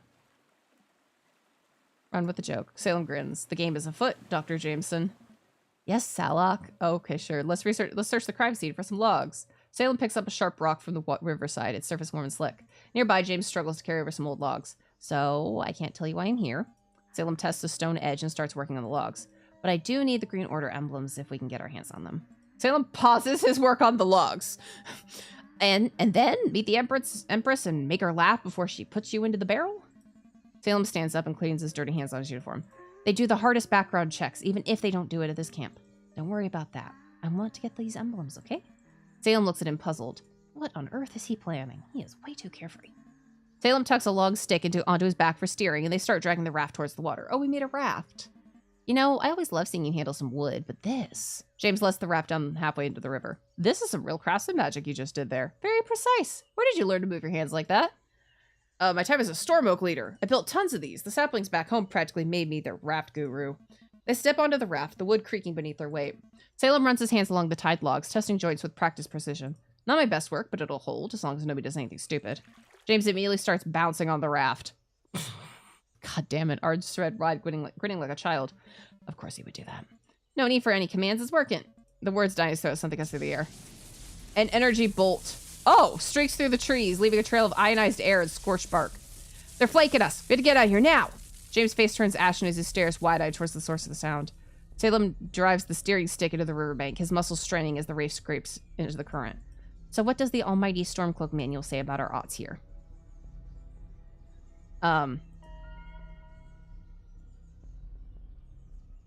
Screw the commands. Let's make our own percentage today. Who are you? What have you done with my rule-obsessed honey bun? Okay, follow the commands. Salem thinks about it, answers a quiet voice. Survival probabilities, precisely 73% of you abandoned on non-essential equipment. That's not the number you usually give while in storm dork mode. You better act up now. You'd better act up now that you are the one as well. Start with command number 17. Storm Oak never gives up. Yes, Captain. 17 it is. Salem grips the steering stick tighter, his eyes fixed on the river ahead. The shore grows smaller as they drift away on the raft. They float down the river for a short while. The river's getting bigger and runs stronger, carrying us the sweet rot scent of decaying vegetation. No shots for a while now. I think we got away. A small island is ahead of the two, rising from the water like a moss-colored jewel with strange noises coming from it. He will be disappointed again. Shoveling noises can be heard. Wait, did you hear that? The shoveling noises stop. Go away, someone's coming. Hey, who goes there? What's going on here? Yelling is coming from the upcoming island, but still no one can be seen. Then a pointy metal stick with some white cloth waves from seemingly below the surface of the upcoming island. Salem points toward the spot and they start whispering. Did you hear that, girl? No time for any detours, we're late as is. But I can't just leave a maiden in distress. The girl from the hole starts yelling. I'm not in distress, just help me out, please. Salem starts yelling back. We're late as is, no can do. Salem? Salem Stalronk? You know her? Salem shrugs. Yeah, that's me. Who's asking? I'm the girl who got you onto the platform. You owe me one. Salem starts whispering towards James. Oh, her. I swear she looks just like Savannah. Of course she does. You're such a fangirl. No, I'm not. Whatever, Sylvie. So she's cool? Let's be sure. Salem yells towards the girl. How do we know this isn't an ambush? It isn't, and I have a map. We can team up. I'll show you the way. Salem turns towards James, starts whispering again. I think we could trust her. We could trust her. She helped me. She's trapped and ready to cooperate. What kind of ambush is that? Wow, the optimist side of Salem. I should mark this day on my calendar. Command number 7. Help a storm oak in need. Besides, we really could use that map.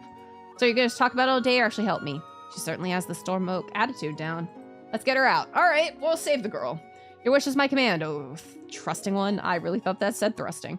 James gets his bow out and they move the raft towards the small island. The raft bumps against the shore of the small island. They approach a pit. Approaching the source of the voice, they find a freshly dug pit. Why are you digging a hole? Do you think the hole will protect you? Because as we've seen, no one is safe. Salem and James peer over the edge to see a girl with a broken shovel and a muddied storm oak uniform sitting on a rock. Despite the dirt, she maintains perfect posture, chin lifted with dignity. So, am I worth saving? Mini Sylvana! My name is Audrey. Audrey, she must be my fiance. Oh, this is awkward with James here. What am I gonna do?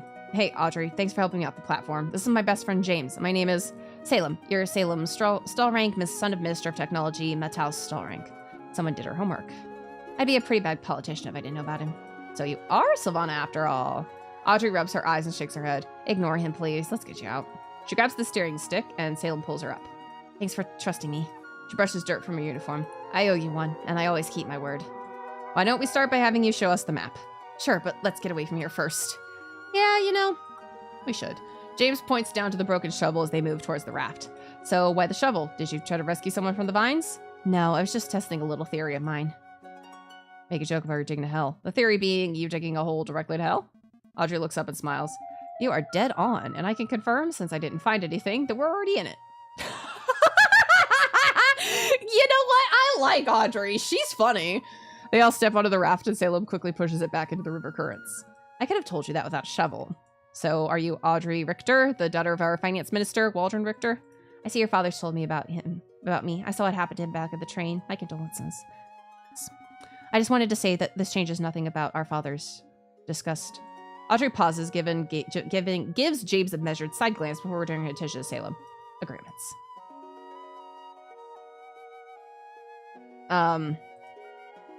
Change subject. Let's talk about that later. I have to concentrate on the river. James looks between them, confusion on his face. Agreements? Am I missing something here? They ignore his comments and look away. The finance minister's daughter and the technology minister's son drifting down the woods together. James's smile widens mischievously. What is this, some kind of political blind date? overplay James' joke. Ridiculous. I couldn't think of a worse location for a blind date. Audrey starts playing with her hair, turning red. You're probably right.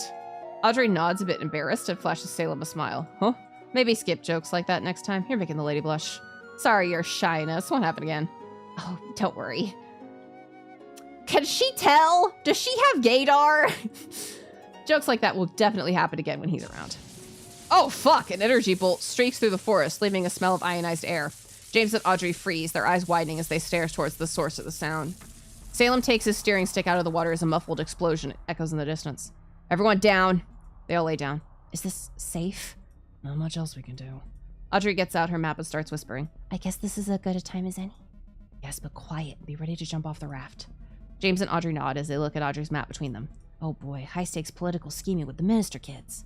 Audrey rolls her eyes and looks at Salem. Is he always like this? Yeah, he is. Isn't that great? Audrey shakes her head as her finger points at their current location on the map. So we're here. We can either take this fast route. Audrey moves over to the river fork with a skull symbol next to it, or the long route. Audrey's finger shifts to the other stream of the lake, which makes a wide curve leading to a lake. But on the fast route, what does the skull symbol mean? What do you think it means? It means death. Oh, they turn towards the muffled explosion in the distance, but no one can be seen. It's hard to interpret the map without a proper legend. I'm sorry. Skull always means bad. We're going to drop a full save here. A full save. Skull always equals bad, but the short route's probably a wild water segment. No more swimming, please. The longer route should be safer, but obviously costs more time. I have to win today. We'll take the short route. Well, I'd like that one as well, but the water's brutal. One ticket for the safe route, please. Nonsense. This is my map and I demand the short route. Oh, stay out. James is right. I can't risk their safety. I guess we'll see when we get there. A faraway shot streaks through the forest. Okay, we should be out of the clear. They get up and flow down the river some more, the forest getting quieter. Audrey continues to study her map. Salem safely steers the raft, while James is lying on his back, staring towards the clouds in the sky. That cloud up there. It looks just like you, Audrey. Audrey looks up from her map towards the cloud James is pointing at. That severe mutant of a cloud? Blasphemy. Well, it does look like Savannah. Here we go again. How about you look for enemies? Nah, I trust Salem. He'll have our back. Salem smiles at James. But speaking of, what would you two do if you got all 3 emblems and were allowed to meet her? That's one hell of an if. Now you're getting out the real jokes. Salem sighs and shakes his head, steering the raft quickly down the river. Well, I'll bite. First of all, I'll tell her that she looks fabulous and not even close to whatever abomination you see up there. James rolls his eyes and mockingly mimics her insult with an exaggerated hand gesture. Secondly, I'll become her right hand, of course, and everyone will love me. Ambitious! I see it right in front of me, and Minnie Silvano, holding her cape, asking for validation. Audrey rolls up her map and hits it onto James's head, making him flinch. Hey! Stop, I'm just joking. Audrey pouts as she gets away with her map. She puts away her map. The emblem would be wasted on you, that's for sure. Silvano would never tolerate any of your bad jokes. Well, we'd see. I got more in me than just jokes, you know? I highly doubt that, but what about you, Salem? Any plans if you ever meet her? He definitely has. He's a diehard Sylvie through and through. He has so many posters of her growing up. Blessings! James, stop. I was like 12. So you are a real fanboy. Come on, then. Tell us. Oh. Change something you all might find weird. Help me with an old promise. I'll ask her to change something you all might find weird. What, like democracy, equal rights for all, and world peace? Salem glances at Audrey with an apologetic smile. He's just joking. Don't take him too seriously. We love the glorious WPP. World Patriot Party. Global government that maintains order through district systems and technological oversights. Audrey nods, a small grin on her lips. Don't worry, I'm not a hardliner like my dad. James sighs and rubs his eyes in frustration. Please don't tell me you're meeting her just to settle your beef with the Storm Oak commands. Of course I am. Some of those commands are completely outdated. We need a full reform, ASAP.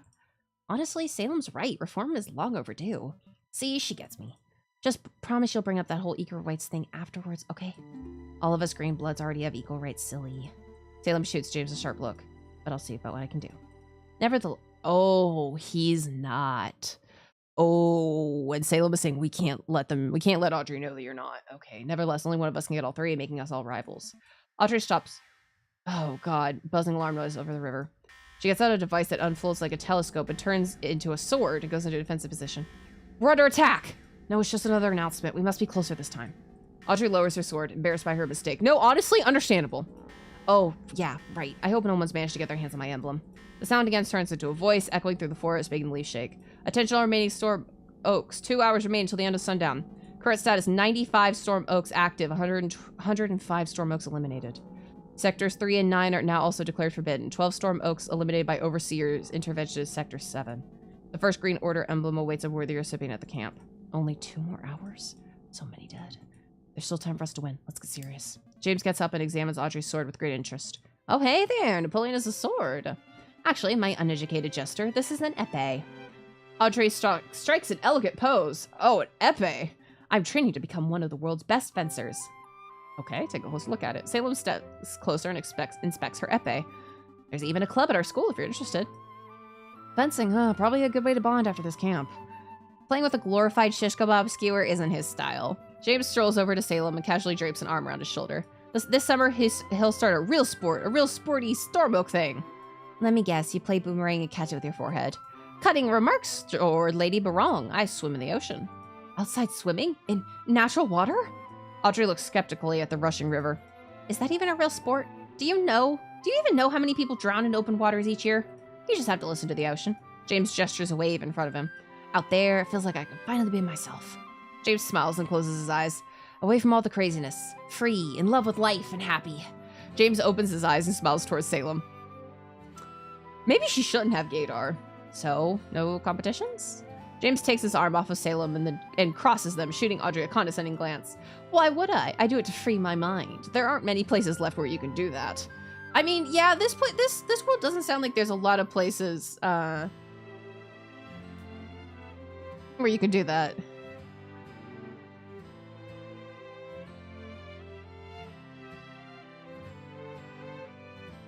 Huh, well, if you say so. Is that something you want to do, Salem? I don't know. Both have their appeal. Swimming with James sounds peaceful and free. Something we both need.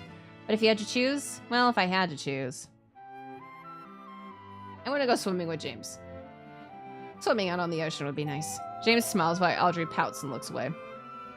The warm river air crystallizes in an instant as a projectile cuts through it like shattered glass. Oh, frost forms mid-air where the projectile passed. Tiny ice particles glittering in the sunlight. Oh, flying towards the raft. In one swift motion, Audrey leaps onto Salem's shoulder and flicks her epee upward, expertly deflecting the projectile just before it hits him. Her eye pulses in the rays of the sinking sun as she moves with almost inhuman precision. Wow, so much precision. What in Sylvana's name is going on? An icicle forms on Audrey's epee, glistening dangerously. The enemy's just over there. What does that mean? Analyzing now. Where would they even get a gun that shoots icicles? Must be the same tech as your bow. Another ice bullet comes right at them, missing them slightly. Over there, target identified, approximately 400 meters behind the orange pine tree. Shoot now. Audrey is still sitting on Salem's shoulder, pulls Salem's ear to make his head move in the direction of the attack. Come on, Mighty Oak, shoot him! Salem lays down his steering stick and pulls his gun from the backpack. But I never shot anyone before. Just shoot the tree, he's reloading! Salem closes his eyes. Here goes nothing. Freeze and shot. No, okay, one of you guys shoot. Here, you guys do it. Salem gives James his gun. Me, why? Just do it, I believe in you. James takes the gun and aims it. James pushes some buttons, pulls the trigger, but the weapon doesn't respond. What? You stupid! Another ice bullet flies at them and hits the raft. For damn it, not the raft. We can't take too many of those. James throws the weapon back at Salem and grabs his bow. A bolt of water shoots towards the attacker. The orange pine tree was hit and fell, and someone screams. Got him. Good. Audrey boxes Salem's arm. Never play with our lives like that again. Sorry, I was sure James could aim better with my gun. Audrey huffs and looks over at the trees. Why would I couldn't? I did not have the option to shoot. Let me check it out. Got him. No more signs of movement. A single red tear traces down Audrey's cheek as she quickly wipes it away. Salem looks towards the sharp icicle still hanging from Audrey's epee. That thing nearly killed us. But how did you see him? Small people have great eyes. Everybody knows that. Give it a try, little jester. What? I don't think that's real. I don't think small people have great eyes. I very much think that's incorrect. Salem helps Audrey back down from his shoulders, another red tear forming the corner of her eye. Hey, I think your eye is bleeding? James moves to the edge of the raft and tries squinting hard towards the tree line. Audrey's hand darts to her face as she wipes it away. Oh, that, nothing to worry about, just an ice splinter. Okay. James gives up the squinting and turns towards the others. I can see jack shit. You're a sad exception. Oh, okay. They float down the river for a short while, and Audrey and James are both on the lookout for more enemies. Then the river changes as it starts to split into a fork, sunlight playing differently across each branch. To the left, water rushes past the emerging stones. To the right, a gentle current winds through the wide, darker channel. Okay. Audrey unfolds the map again. The other two gather around her. We'll take the left route. I need an emblem no matter what. But that skull symbol, that has to mean death. Another look. Salem studies the map again, his finger tracing over the skull symbol. Guess I'll have to listen to my gut on this one. He looks up to see both James and Aubrey watching them. So please, Sal, please, I've got a bad feeling about this. We've had enough surprises for a day.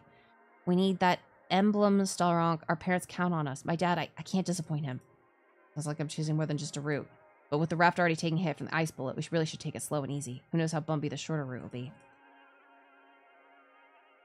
Time's running out, and I'm choosing the slow route. Absolutely fucking not. The long and safe route. Salem steers right. Sorry, Audrey. Crew safety comes first. We'll take the long route. Thanks, Sal. How could you, Stalronk? I really need that emblem. There'll be a few more opportunities to get some, and who knows, maybe this is still fast enough. It's slower. A lot slower. As the ride continues, the river carries the group through a dense forest, giving way to rocky outcroppings and marshy banks. They flow for a while down the river. The sun is slowly setting. We need way too long. The buzzing alarm echoes over the river, turning into a voice. 1 hour remains. 90 active. All sectors except direct path to the camp are now declared forbidden. Overseer patrols intensified. The first emblem awaits. Only 1 hour? Don't worry, 1 hour is still a lot of time. I hate your optimism. You should have both listened to me. James ignores Aubrey and wraps an arm around Salem's shoulder. Chin up there, buddy. Nothing can ever go wrong with me around. I'm the chill guy who bounces the universe. How can you be so hopeful? Well, I'll die here. James clears his throat and puffs out his chest. Seems like the acting god needs to give you all a morale boost. Come on, acting god, cheer us up. Sure. Finally, James throws open his jacket, flexing like a Greek statue. Behold, a god amongst mortals, king of jokes, gatekeeper of smiles, the sole shareholder in the laughing stock market. What is going on? James kisses his biceps. I'm the god of laughs, here to give my captain eternal happiness. Audrey leans closer to Salem, whispering, Does he ever stop? I hope he never does. Blasphemy, the god of comedy senses unbelievers aboard. James's theatrical voice echoes too loudly in the sudden quiet of the forest. His smile falters as he notices movement in the shadow of the tree line. The buzzing alarm again echoes in the river.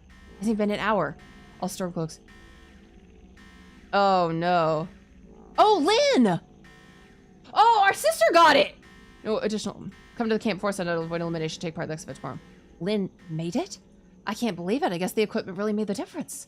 That should have been my go. Why? Audrey stops mid-sentence, hands moving to her epee as her yelly turns to a whisper. Movement. Oh, what is that? Salem follows her gaze to the tree line where strange figures hide in the shadows. Mutants. I think we might be in a forbidden sector. Her epee extends with a quiet click. James waves towards them. They answer him by starting to hum. Fascinating. They're watching us. Subhuman mutations and most likely hungry. A red tear forms at the corner of her eye. Yet their behavior suggests higher cognitive function than documented. What do you mean, mutants? Do they control the vines? Not sure. Do you think they're people? Or maybe were at some point? Either way, now they're in our way. And creepy. Creepy, yeah, but maybe harmless. Wait and see. We should wait and see. Besides, a shot might alert others. James nods, his eyes still fixed on the mutants, while Audrey reluctantly lowers her epee. I still think we should attack first. Salem retrieves his Storm Oak manual and quickly flips through the pages. The textbook says most mutants are aggressive predators. Leaf-covered figures match their pace, keeping to the trees. But they aren't behaving like anything in the manual. I'm sure they'll be peaceful if we are. A thin red tear forms at the corner of Audrey's eye, which she quickly wipes away. We can't risk it. All this might be a trap. They're peaceful. Trust me. Oh, okay. Okay! The river widens ahead, revealing what remains of a massive stone bridge spanning as ruins over the water. That's the trap! Oh, the center of the bridge is collapsed over the river, the ruins of it covering the entire way. They continue to watch the mutants moving like shadows behind the tree line. Trap or not, that bridge is going to be a problem. Can't we lift the raft over it? Yeah, but we'll have to do it together, which leaves us vulnerable to attack. Salem glances at the sun slowly sinking towards the horizon. Plus, we have maybe 30 minutes before sunset, but I don't see another way. Audrey studies the approaching ruins. This old bridge, I've seen similar ones in textbooks. The raft drifts closer to the ruins, perfect arches reduced to broken teeth, concrete twisted by a natural force. Look, over there. She points towards an old graffiti of roots on a bridge beam. That was destroyed during the beginning of the Green War. The raft comes to a stop at the bridge ruins. Quick, let's get out of here. But while they drag the heavy raft, Audrey suddenly stops and points towards fresh graffiti. Audrey freezes, her voice dropping to a whisper. That's impossible. Rottenroots. That's their symbol? Weren't they purged decades ago? A chill races down Salem's spine while James squints at the symbol. Isn't a Rottenroot just a slur? Now it is, yes, but that's not how the term originated. Audrey's voice drops to barely a whisper while they keep dragging the raft. It started with terrorists who tried to assassinate Sylvana. The leaf-covered figures have surrounded them now, appearing on both shores and on the bridge itself.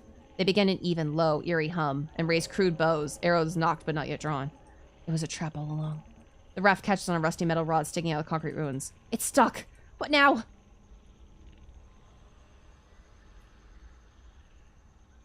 I'm sorry, what? Have James created a diversion? Use the experimental weapon as saw. Yep, Salem draws his sonic weapon and studies the sharp metallic edge. Stand back, I'm gonna try cutting through the rod. He kneels and positions the weapon's vibrating edge against the metal rod. The weapon emits a high-pitched whine as it makes contact with rusted metal. Oh, fuck. Their humming intensifies. Oh god, almost there. Lose free seconds. They're meters away. Sweat. Webs again. Overheat. The rod hold firm. I'll buy some time. Nearby boulder. James, what the hell? James raises his hand, his fingers spread in a V shape. What is he doing?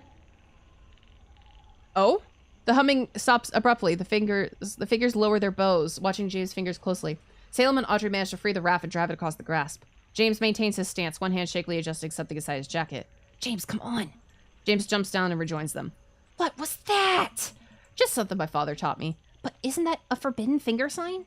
They're just fingers. Nothing wrong with fingers. Who was your father? Those creatures were crazy, right? Audrey's skeptical glance turns over to Salem. Yeah, they had bows and didn't behave like animals. Almost like people. That's impossible. No one lives outside the districts. Wait, do you hear that? A motorized whine cuts through the air, followed by distant drumming. Audrey's hand moves instinctively to her epee. 200 meters from here, a storm cloak with a drum. How on earth do you always see that? Audrey, she has a bionic eye. Audrey quickly wipes away a red tear, then collapses, breathing heavily. Not now. She grabs Salem's leg and looks up at him. He has an overseer with him. They're here to eliminate us. Yeah, we're likely in a forbidden sector. James isn't officially registered. We should be cautious about who we trust. We need to hide. Stay low for now. Be ready to swim. They lay low next to exhausted Audrey. Do you think he saw us? Kurt! Kurt stops drumming and steers their boat towards them. Damn it, he definitely did. Everyone hush about those weird mutants. Ready your weapons. I'm out of order right now. Audrey and James nod as the airboat comes closer. Blossom brightly, you three. No need to be shy. Salem and James stand up while Audrey stays down. They come to a halt next to each other. The overseer seems turned off, but Kurt turns towards them and whispers. You three shouldn't be here. This is a forbidden sector. How did you even get past the ruins? Kurt looks at Salem, his eyes widen with recognition. Salem Straw Rank, you're still alive? Blossom brightly. Salem Straw Rank, Mighty Oak, Storm Oak Division, New Frankfurt. Kurt glances nervously at the inactive overseer, then back to Salem. If anyone asks, you were never anywhere forbidden, okay? We'll keep our lips sealed, promise. Kurt nods, presses a small control on the side of his drum, causing the silent overseer to boot up. Prepare mentally. Okay, just keep a cool head, we'll be fine. Salem watches the overseer straighten, its limbs growing out of its shell. Kurt shakily straightens up and takes out a list and a kazoo. Congratulations, all of you are about to make it on time. Oh, Kurt seems alright so far. Kurt gets out a list. You down there must be Audrey Richter, ranked sapling. Oh god. Audrey is still completely out of breath, raises a hand towards Kurt as a greeting. Blossom brightly. Oh boy, you okay down there? Audrey nods and gives a faint thumbs up. Moving on, Salem, correct? You're the only other Mighty Oak, just like me. Congratulations, your sister earned the first Joia today. Is she okay? Yeah, she's doing great. Glad to hear. Kurt looks over at James, but... Oh, who's this? Favorite conversation. Oh, Kurt organizes this camp. He's the last person we need asking tough questions about James. Blossom brightly, I'm here to replace my cousin. This is James. I invited him to camp. He's on the list. James gives Salem an angry look for interrupting him. Yeah, I was a last-minute addition to the camp. Kurt takes a good look at James. What's your name again? Oh, no worries. My name's James Taylor. Wait, what? Taylor? Did he change it again? Kurt checks the list. James Taylor. Sure you're on the list? Definitely. On the very peak of Storm Oak excellence. More like the rock bottom. Well, you're nowhere on my list. James' smile freezes as the overseer's weapon swivels towards him. I should be on there somehow. I'm probably under H for handsome. There you go again. Kurt's drumming gets increasingly more nervous. Under H? I thought your last name was Taylor. He's kidding. James is a new member of NF City. My documents are outdated. Maybe I'll double check his ID, but where are your patches? I can't even see your rank. The overseer's arm is turning into a gun. Oh god, well Kurt rechecks the list. James whispers towards Salem while Kurt is distracted. If I have to run, don't follow me. I'll find you later, promise. James confidently speaks up to Kurt. Check again. Oh, honey bun. So I double checked the document ID, but no, sorry, James. Kurt nods towards the overseer. There's nothing more I can do. Overseer goes red as it points his weapon towards James. What should I do? Convince Kurt by being nice to him. Convince Kurt by being nice to him. Salem jumps onto the boat, landing gracefully. The overseer briefly swivels his weapon towards Salem before refocusing on James. Kurt stiffens as Salem approaches with raised hands. Salem, what are you doing? You know the rules. This is against protocol. He's not on the list. The overseer... Hey, Kurt, I know this doesn't look good, but hear me out just for a minute, okay? I'm supposed to follow the Storm Oak commands. The overseer enforces them. I don't want to get in trouble. I get it. You're doing your job. Command number 65. And you're good at it. Following the book. Keeping everyone safe. Salem approaches Kurt, making him stop playing the drums. That's what we Storm Oaks are about, right? Safety, rules, brotherhood. Yeah. James from the raft gives 2 thumbs up and mouths good start. Look, Kurt, I'd never ask you to break the rules. I'm not that kind of guy. We are brotherhood, after all. Salem lays an arm around Kurt. But here's the thing. James is on the list. He's just added late. You know how chaotic things can get at headquarters. Added late? That doesn't sound right. I'm a Mighty Oak as well. Do you think I'd put you or anyone in this kind of situation if I wasn't sure? But the commands, the protocol, the overseer. The overseer follows your lead. You're the co-leader of this camp. Command number 65, am I right? I trust you to make the right call. And so do I. We all do. Salem kneels slightly and points towards James behind him. Look, James isn't a threat. He's just a scared kid who deserves a chance, just like everyone else here. Salem stands back up. I'll even take full responsibility. But if we get in trouble... Salem gives Kurt a friendly back rub. We won't. Trust me, Kurt. Like I trust you. Kurt looks between Salem and the overseer, his hand trembling. Kurt takes a deep breath and steps forward. Overseer, stand down. I guess one more can't hurt. You're just following commands. And great at it. Good job. Okay, everyone jump on. I'll bring you to the camp. The group jumps onto the boat. Thank you, Kurt. James looks towards Salem. And thanks, Sal. That was impressive. You could have been more aggressive. We lost so much time. Let's just make it out of camp alive as friends. Ending, be nice to me. Oh, and we got a code error. All right. Abort. Whoopsies. Well, isn't that great timing though? That's great timing. Let's pop over here real quick. I should have copied that error. I didn't. Maybe I'll rerun it. Maybe I'll run it back, skip through, make the same choices, and copy the code. Probably should. But yeah, that was super fun. That was really cool. Man, they really... That was some great tension. Like, really, I almost didn't even know... We're gonna turn on a little bit music. Starting us off so hard and fast really threw me for a loop, and I think it really, it really puts a player on like a back foot, and especially in a game where you're having to make fast-paced choices, it really makes the tension palpable. That was great. I loved that. Yeah, I think I probably would. There's so many games I want to play though, so I can't guarantee it. I would love to though. Maybe as a pre-recorded stuff, maybe, I don't know. But that's all we have time for today. Tomorrow we will also have another stream. I think it's going to be a short one, but we will be playing another demo that I have access to.